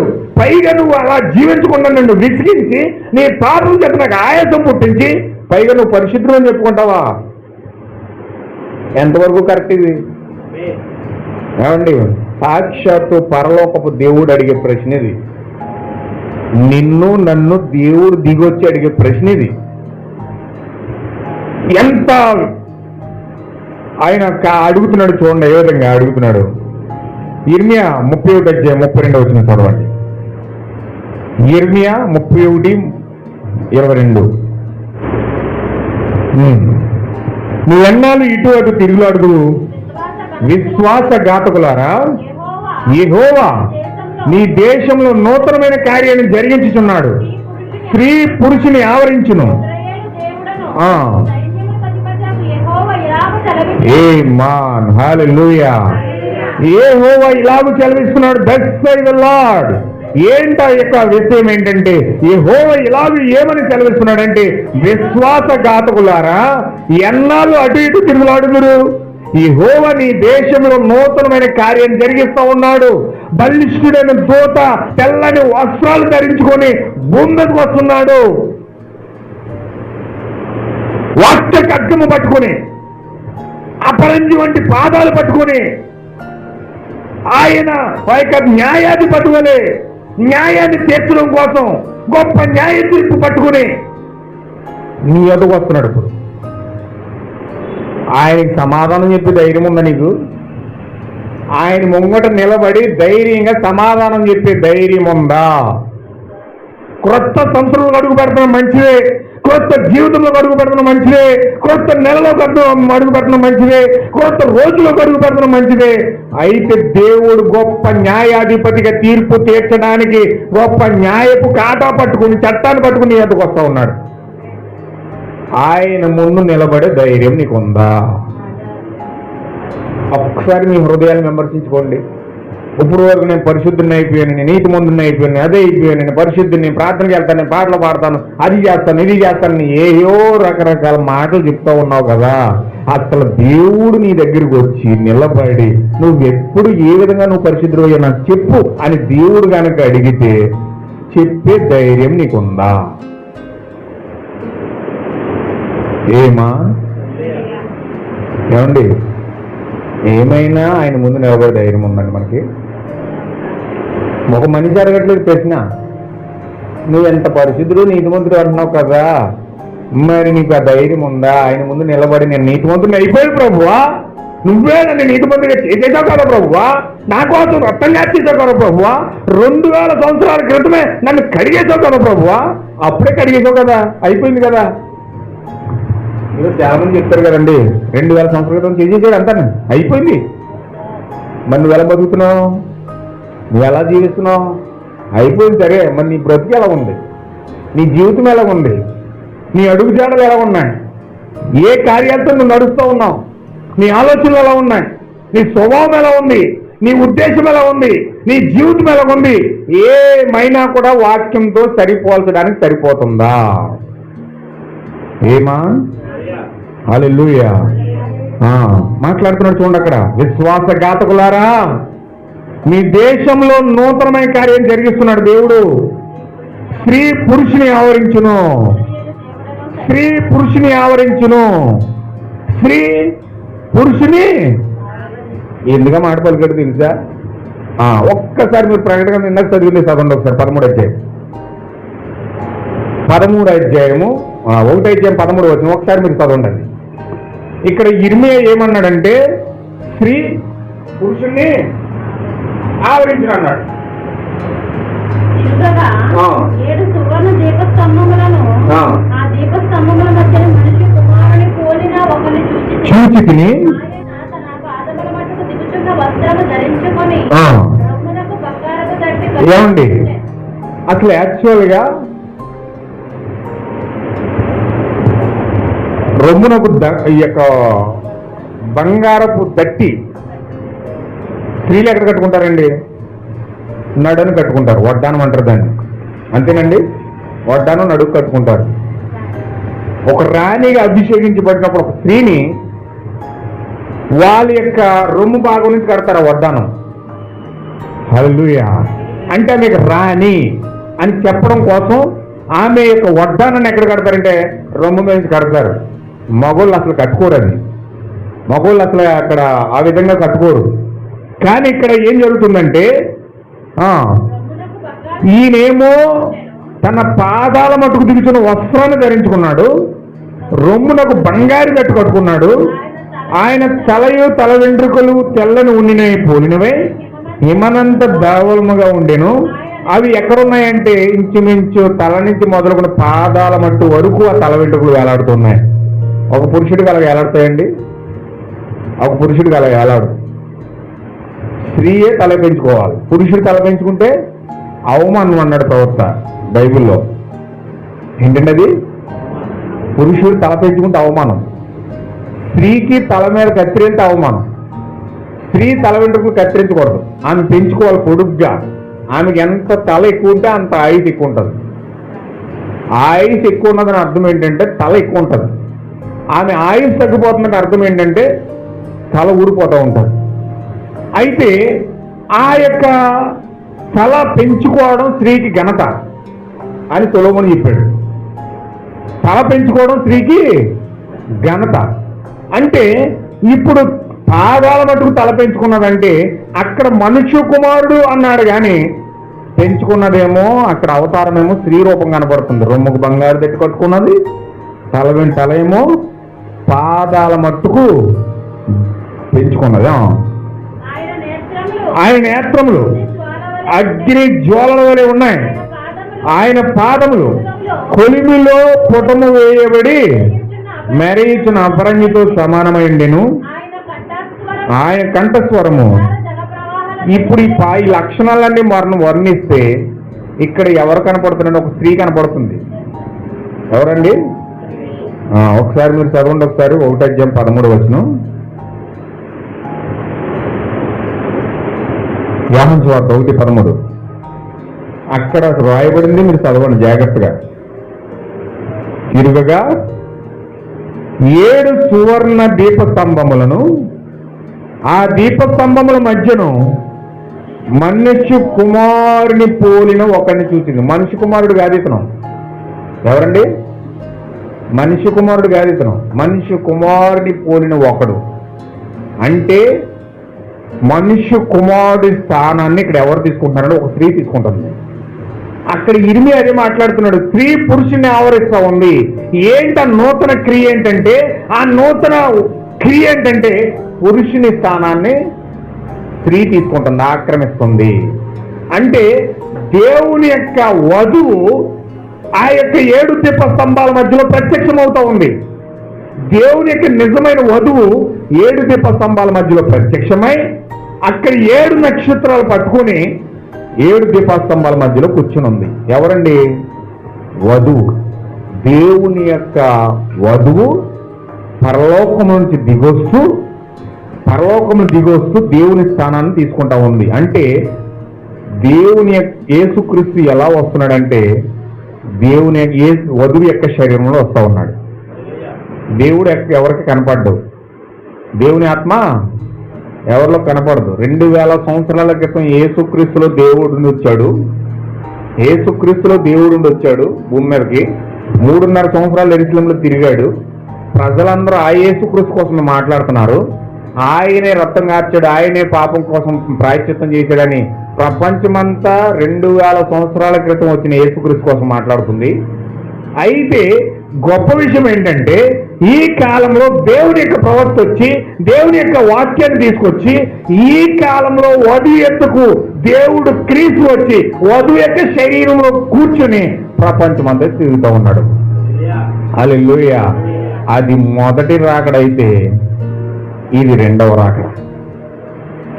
ఈ మనిషి కుమారుడు తెల్లని ఉన్నిని పోలినవై హిమమంతా ధవలంగా వస్త్రాన్ని ధరించుకుని భూమి మీద దిగొస్తా ఉన్నాడు. ఇప్పుడు భూమి మీద దిగొచ్చి వధువు యొక్క శరీరంలో ఉండి స్త్రీ యొక్క స్థానంలో ఆ యొక్క దేవుడు వధువు యొక్క శరీరంలో ఉండి ప్రపంచంలో నీతో మాతో మాట్లాడుతూ ఉన్నాడు. హల్లెలూయా. ఇప్పుడు నీతో నాతో మాట్లాడేది ఎవరు? ఏమండి వింటున్నారా? దేవుడు ఏం చేస్తున్నాడంటే బైబిల్లో యేసుక్రీస్తు చెప్తున్నాడు, మాట్లాడేవారు మీరు కాదు, తండ్రి ఆత్మ మీలోని మాట్లాడుతున్నాడు కానీ మాట్లాడేవారు మీరు కాదన్నాడు. అంటే దేవుని యొక్క ఆత్మ ఎవరిలోకి రావాలి? ఎవరిలోకి రావాలండి? ఏమండి? ఒక లేఖనం చదువుతున్నాం చూడండి. రోమపత్రిక 8:11 వచ్చింది. చాలా జాగ్రత్తగా వినాలండి. ఈ లేఖనం చాలా జాగ్రత్తగా వినాలి. మృతులలో నుండి యేసును లేపిన వాని ఆత్మ మీలో నివసించిన ఎడల, మృతుల్లో నుండి క్రీస్తును లేపిన వాడు చావునకు లోనైన మీ శరీరాలను కూడా మీలో నివసించుతున్న తన ఆత్మ ద్వారా హల్లెలూయా. అంటే ఏ ఆత్మ అయితే యేసులో నివసించిందో, ఏ ఆత్మ అయితే యేసును పైకి తీసుకొచ్చిందో, ఏ ఆత్మ అయితే ఆ యొక్క పునరుద్ధానుడైన క్రీస్తును బయటికి లాక్కొచ్చిందో అదే పరిశుద్ధాత్మ, అదే ఆత్మ నీ జీవితంలోకి వస్తే, అదే పరిశుద్ధాత్మ నీ జీవితంలోకి వస్తే నీవు కూడా చావునకు లోనైనా పాపమునకు లోనైనా మరణ ఛాయల్లో పడిపోయినా నీ శరీరాన్ని జీవంతో పైకి లేపడానికి పరిశుద్ధాత్మలోకి వస్తావు. హల్లెలూయా.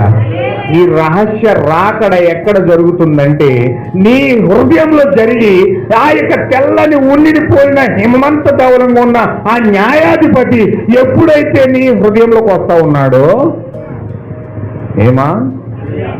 అప్పుడు నీవు నూతనముగా జన్మించి నూతన ఉద్యోగంతో లేచి నీవు ఆ కార్యం జరిగించబడతా ఉన్నావు. హల్లెలూయా. చూడండి ఒకసారి అది సూర్యోదయము అనే మెసేజ్లో ప్రవక్త కొన్ని మాటలు మీతో మాట్లాడుతున్నాడు. కొన్ని జాగ్రత్తగా మీరు వినాలి. ప్రభు యేసుక్రీస్తు నామమున మీకు మనవి చేస్తా ఉన్నాను. కొంచెం జాగ్రత్తగా మీరు వింటే, ఈ విషయాలు మీరు భద్రపరుచుకుంటే ఇది మీకు ఉపయోగకరం, మీ హృదయానికి అది ఆశీర్వాదకరం. ఒకవేళ అది మీరు విని వినట్టుగా త్రోసివేస్తే నష్టపోయేది మీరే.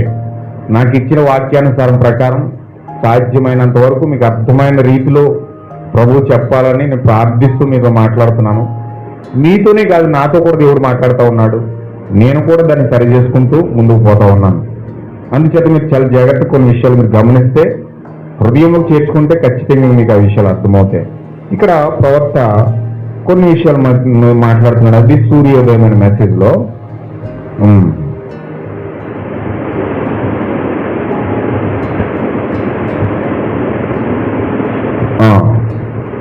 ఈయన ప్రకటన గ్రంథం 1:18 చదివాడైనా. ఇప్పుడు నేను మీతో చదివినిపించినది. నేను ఆయన చూడగానే చచ్చిన వాని వలె ఆయన పాదముల మీద పడి తిని, ఆయన తన కుడి చేతిని నా మీద ఉంచి నాతో ఇట్లా నేను, అది సూర్యోదయం 10వ పేర, భయపడకము, నేను మొదటి వాడను కడపటి వాడను, ఏమా మృతుడైతిని గాని ఇదిగో యుగయుగములకు సజీవునై ఉన్నాను. ఆమె మరణం యొక్క పాతాళం యొక్క తాళపు చెవులు నా స్వాధీనంలో ఉన్నాయని దేవుడు చెప్తా ఉన్నాడు.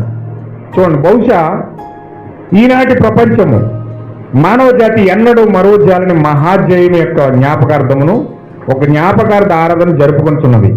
కనీసం ఈ అమెరికాలో అనగా భూమి యొక్క ఈ ప్రక్క ఈ ఉదయమున సంఘములన్నింటిలోనూ జరుపుకుంటున్నారు కదండి. ఈరోజు 31 మొట్టమొదటి రోజున కాబట్టి ప్రపంచం అంతా చర్చిలోనే ఉంటారు. అందరూ కూడా మొట్టమొదటి రోజు దేవునితో గడపాలని చెప్పి చర్చిలకు వచ్చేస్తారు. అందరూ కూడా ప్రపంచం అంతా జరుపుకుంటున్నారు. మంచిదే. అయితే రక్షకునిగా ఆయన మరణించినప్పుడు, ఆయన పసివానిగా ఆయన జన్మించినప్పుడు, లేకపోయినచో ఆయన ఈ భూమి మీదకు వచ్చి ఉండేవాడు కాదు. ఆయన చనిపోయినప్పుడు నిశ్చయముగా మన పాపములకు పరిహారం చేశాడు. ఎందరో చిన్న అందమైన పిల్లలు జన్మించారు. నిజముకు మంచి హేతువు కొరకు ఎందరో శ్రమపై మరణించారు. కానీ ఈ రోజు వరకు తిరిగి ఎవరినూ కూడా జీవముతో లేచి ఉండలేదు. లేవలేదండి. చచ్చిపోయినట్టుగా సమాధిలో ఉన్నాడు. కానీ చిన్నపిల్లలతో సహా ముసలతో సహా చచ్చిపోయిన వాళ్ళందరూ సమాధిలో ఉన్నారు, కానీ ఎవరు కూడా లేవలేదు. ఇప్పుడు ఇది చరిత్రలో గొప్పవారము, అన్ని కాలాల్లోనూ అతి గొప్ప ఉత్సవము. ఆయన చెప్పినది రుజువు చేయబడింది. ఈ యొక్క దినములోనే మానవుడు సంగతులు చెప్పవచ్చు, కానీ అది సత్యమని రుజువగుతూ వరకు నమ్మటం తేలిక కాదు. అవునండి, చాలామంది చాలా మాటలు చెప్తారు, ఒకరు చాలా మంది లేపుతారు, ఒక్కొక్కడు ఒక్కో మాట చెప్తాడు. కానీ అది సత్యమని రుజువు చేయడానికి బోల్ టైం పడుతుంది. అందుకే చాలామంది మాటలు చెప్పినా నమ్మరు. చాలామంది నమ్మి బొట్టలు పడిపోతూ ఉంటారు. మాటలు మాట్లాడేస్తూ ఉంటారు తప్ప చెప్పేస్తూ ఉంటారు, కానీ అవి రుజువు చేయడానికి గొడవలు మింగుతూ ఉంటారు. అందుకే దేవుడు అనవసరమైన మాట్లాడు, కానీ రుజువు అయితేనే మాట్లాడతాడు. అన్ని రకాల మాటలు మాట్లాడ్డా. ఆయన తెలుపు అని చెప్తాడు, నలుపు అని చెప్తాడు. Hallelujah. White and white, black and black. ఆయన మాట మార్చడం. దేవుని యొక్క జీవం పొందుకున్నవాడు కూడా అలాగే మాట్లాడతాడు. జీవం లేనివాడు ప్రతి ఒక్కరు నాలుగు తడబడిపోతాడు తప్ప, అవసరాలు బట్టి మాట్లాడేస్తాడు తప్ప దానికి రుజువులు ఉండవు. మనుషులు చాలా మంది మాట్లాడతారు, కానీ సత్యమని రుజువు చేయడానికి తేలిక కాదు. దేవుడు ఇట్లు చెప్పాడు, అన్నింటినీ పరీక్షించము, మేలైంది చేపట్టము. ఆయన తాను చేయలేని దాన్ని చేయమని నీతో చెప్పడు. కనుక మన పాపముల కొరకు చనిపోయింది ఎవరో రుజువు చేయను. ఈ గొప్ప రోజున సాంప్రదాయకంగా పరిశుద్ధ ఉత్సవంలో వచ్చాం, అది పర్వాలేదు. అయితే ఆ విధముగా అది అంతయు వాస్తవం కాదు. ఈనాడు జనులు సంవత్సరానికి ఒకసారి గురువారమో శుక్రవారమో పాదాలు కడుక్కొని ప్రభురాత్రి భోజనం చేసి కూర్చుంటారు, చెప్పుడకు ప్రయత్నిస్తున్నారు. వివిధ సిద్ధాంతాలు ఉన్నాయి. ఈ దినము కదా, లేక విశ్రాంతి దినం, ఆదివారమా శనివారమా, వారు వాదించుకుంటున్నారు. ఈ సంగతులన్నీ కేవలం ఆచారం. మీరు జీవము లేనిచో, మీరు శ్రమ దినములు ఉపవాసం దినములు పాటించినా కానీ పాటించకపోయినా కానీ ఒక్కటే. దేవునికి మహిమ కలుగాక. ఏమంటాడండి? నువ్వు ఆదివారం చేసినా శనివారం చేసినా 40 రోజులు ఉపవాస ప్రార్థనలు చేసినా, సంవత్సరానికి ఒకసారి మొట్టమొదటి రోజు చర్చికి వెళ్ళి కనిపించేసినా, ఆదివారం ప్రభురాత్రి భోజనం తీసేసుకున్నా, మంచి ప్రార్థనాపరుడుగా నువ్వు కనిపించేసినా, చాలా ఉద్యోగవంతుడుగా నువ్వు కనిపించేసినా, మంచి విశ్వాసిగా కనిపించినా, దేవుని యొక్క జీవము గనక నీలో లేకపోతే అదంతయు కూడా వ్యర్థమే అంటున్నాడు. దేవుడు నాకు మహిమగలను గాక. అంటే ఈరోజు దేవుని జీవాన్ని పొందుకోకుండా మనం ఎన్ని కార్యాలు మనం కలిగి ఉన్నా వేస్ట్, వ్యర్థమే. ఎన్ని మాటలు చెప్పినా పనికిరావు, ఎన్ని మాటలు మనం మాట్లాడినా పనికిరావు. రుజువు చేయడానికి మన దగ్గర ఏమి లేదు. మన విశ్వాసాన్ని రుజువు చేసే శక్తి దేవుని యొక్క జీవం మాత్రమే.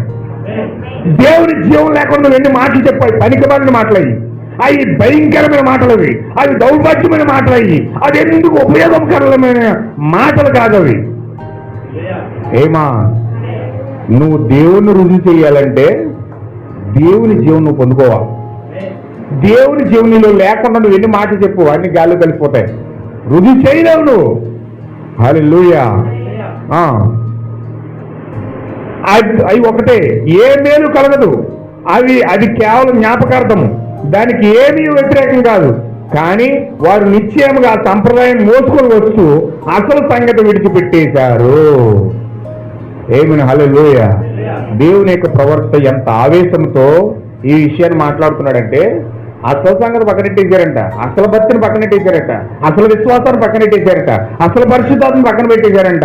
ఈ సాంప్రదాయకంగా చేసే పనులు, చర్చికి వెళ్ళి వచ్చామా, మొట్టమొదటి రోజు దేవుని చర్చిలో కనిపించామా, లేకపోతే ప్రార్థన చేసేసామా, లేకపోతే ఏదో కార్యాలు చేసేసామా, ఏదో నామకార్థంగా మొక్కుబడిగా ఏదో చేసేసామన్న పేరుకి సాంప్రదాయకంగా చేసేస్తున్నారు తప్ప అసలు దేవుని యొక్క జీవము నిజంగా మన జీవితంలో ఉందా, దేవుని వాక్యాన్ని రుజువు చేసే స్థితిలో మనం ఉన్నామా లేదా అని పరీక్షించుకుని దానికోసం నిలబడే వ్యక్తి దేవుడు కావాలి. ఏమే హల్లెలూయా. దేవుడు నాకు నమ్ముకోను గాక. మాటలు ఎన్ని చెప్పినా వ్యర్థమే. ఎన్ని మాటలు చెప్పినా ఏదో ఒక మాట చెప్పి ఒక వ్యక్తి యొక్క ప్రభావాన్ని నీచేసి, లేకపోతే ఆ వ్యక్తిని పడేసేసి, నీకు అనుకూలంగా ఉంటే ఒకలాగా, అనుకూలంగా లేకపోతే ఒకలాగా, రకరకాలుగా నువ్వు మభ్యపెట్టి మార్పులు చేసి చేర్పులు చేసి ఏదో నువ్వు మాటలు, రకరకాల మాటలు పాల్గొచ్చు, చెయ్యొచ్చు. అద్భుతమైన మాటలు తీయగా ఉంటాయి. కానీ నీవు వాటిని రుజువు చేసే దినం వచ్చేసరికి దేవుడే వచ్చి నీ దగ్గర నిలబడి నీవు ప్రశ్నిస్తే చెప్పడానికి నీ నోటిలో ఆన్సర్ ఉండదు. హల్లెలూయా. అప్పుడు ఎలా ఉంటుందో తెలిసి యోహాను ఏమయ్యాడు తెలుసా? చచ్చినోళ్ళ పడిపోడట. ఏమయ్యాడండి? ఆ దర్శనం చూసి ఆయన వచ్చి ఎదురుకోకుండా నిలబడి మాట్లాడుతుంటే చచ్చినోళ్ళ పడిపోడండి. అక్కడ జీవంలో చలనం లేదు. ఇంకా అంత పరిశుద్ధాత్మ కలిగిన యోహానే చచ్చినోళ్ళ పడిపోయాడంటే గంటకోటి పూటకోటి నిమిషానికోటి మాటలు మార్చేసిన మనము ఏ విధంగా నిలబడగలుగుతుంది ఇక్కడ? హల్లెలూయా. నిమిషానికో మాట, గంటకో మాట, రోజుకో అవతారం ఎత్తే మనము ఏ విధంగా దేవుడి దగ్గర మనం నిలబడగలుగుతాము? నిలబడగలమంటారా? హల్లెలూయా.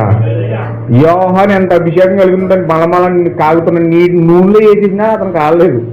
ఆఖరి తీసుకెళ్ళి పద్మస్ దీవులో పడేసారు చంపలేక. బల్లలతో పొడి చేసిన చంపలేదు, చావలేదు. ఆ యొక్క అగ్ని వేసేసి అంటించేసి, పెట్రోల్ వేసి అంటించేసినా సరే కాలేదు, అగ్ని భయపడి వెనకొచ్చేసింది. అలాంటి అభిషేకం కలిగిన వ్యక్తి దేవుడు వచ్చి అక్కడ నిలబడితే చచ్చిన వాళ్ళే పడిపోయాడు. మరి ఈరోజు నీ పరిస్థితి, నా పరిస్థితి, అబ్బా ఎంత గంభీరంగా బ్రతికేస్తాము. దేవుడు లేకపోయినా సరే, పరిశుద్ధాత్మ లేకపోయినా సరే, పరిశుద్ధాత్మ పొందేసుకున్నాను, వచ్చేసింది వాళ్ళకంటే అని దేశమంతా బ్రతికేస్తున్నాడు. కానీ ఒకనొక రోజు దేవుడు తీర్పు ముందు నిలబడాలి. ఒకనొక రోజు దేవుడి ముందు నిలబడాలి. నువ్వు నీ జీవితానికి సమాధానం చెప్పాలి, నీ జీవితానికి ఆన్సర్ ఇవ్వాలి. అప్పుడు ఆయన ప్రశ్నిస్తూ ఉన్నాడు, అప్పుడు ఆన్సర్ అడుగుతూ ఉన్నాడు. చెప్పడానికి ఏముంది? చెప్పడానికి? హల్లెలూయా. ఇప్పుడు గనక మనము ఈ విషయాలు తెలిసి ఖచ్చితంగా మనము దేవుని యొక్క జీవాన్ని గనక మనం పొందుకోకుండా ఈ కాలంలో, చివరి కాలంలో బలిష్ఠుడైన దూతగా మేఘారుడే దిగొచ్చి తెల్లని వస్త్రం ధరించి గొప్ప న్యాయాధిపతిగా వధువు ముందు ప్రత్యక్షమయ్యాడు ఆయన. హల్లెలూయా. ఈ చివరి కాలంలో జరిగిన ఒక సూచన ఏంటంటే, ఒక గంభీరమైన సూచన ఏంటంటే, గొప్ప న్యాయాధిపతిగా దేవుడు వధువు ముందు ప్రత్యక్షమయ్యాడు. దేవుడు వధువులో మాట్లాడుతున్నాడు. దేవుడు యేసుక్రీస్తులో ఉండి 2000 సంవత్సరాల క్రితం మాట్లాడాడు. ఈ రోజు వధువులో ఉండి మాట్లాడుతున్నాడు. నిన్ను ప్రశ్నిస్తూ ఉన్నాడు ఆయన. నీ జీవితానికి ఆన్సర్ ఏమైనా చెప్పుకున్నది ఏమైనా ఉంటే చెప్పుకో, లేకపోతే నోరు మూసుకొని బలిపీఠం దగ్గరికి వచ్చి నీ ముందు నిలబడడానికి నాకు సరైన యోగ్యత లేదు ప్రభువా, నీ ముందు నేను నిలబడలేను ప్రభువా, కృప అయితే నాకు కావాలి కానీ తీర్పు ముందు నేను నిలబడలేను ప్రభువా అని పశ్చాత్తాపడి ఏడ్చి ప్రలాపించి దేవుని జీవాన్ని పొందుకోవడానికి ప్రయత్నం చేయి. అప్పుడు దేవుని దీర్ఘాయువిస్తాడు, చక్కగా నిన్ను నడిపిస్తాడు. ఆ యొక్క మరణమే లేని జీవితాన్ని మధ్యాకాశంలో తీసుకెళ్తాడు. హల్లెలూయా. ఒకవేళ నువ్వు మధ్యాకాశంలోకి వెళ్ళాలంటే, క్రొత్త దినంలో ప్రవేశించాలంటే, ఇవన్నీ దినాలను అయిపోయిన క్రొత్త దినం ఏంటో 1000 ఏళ్ల పరిపాలన.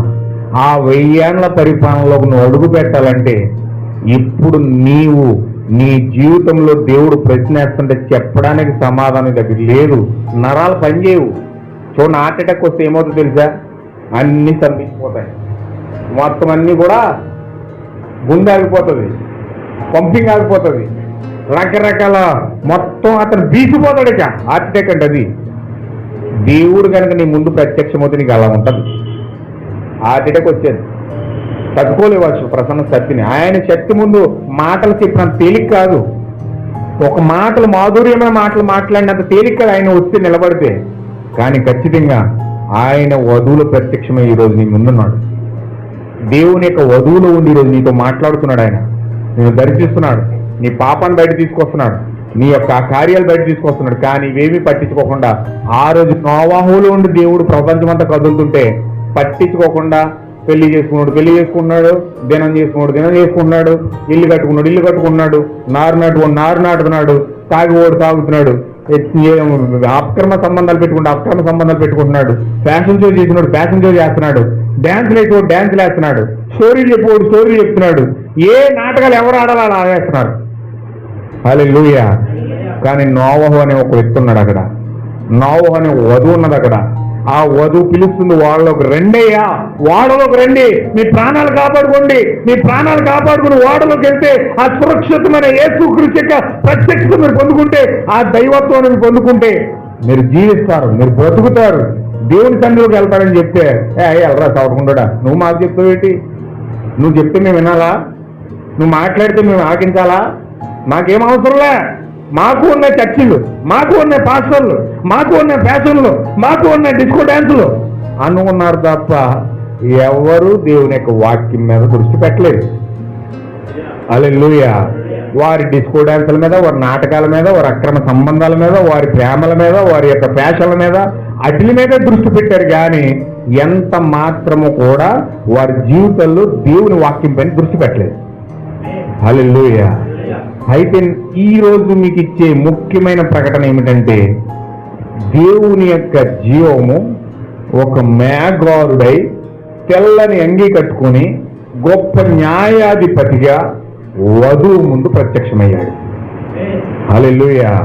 ఇప్పుడు నీతో మాట్లాడుతున్నాడు ఆయన, నేను సంధిస్తున్నాడు ఆయన, నిన్ను ప్రశ్నిస్తున్నాడు ఆయన, నీ పాపమంతా బయట తీసుకొస్తున్నాడు ఆయన, లోకంలో ఉన్న పాపాన్నంతా నీకు చూపిస్తున్నాడు ఆయన, అందులో బయటకు రమ్మని పిలుస్తున్నాడు ఆయన.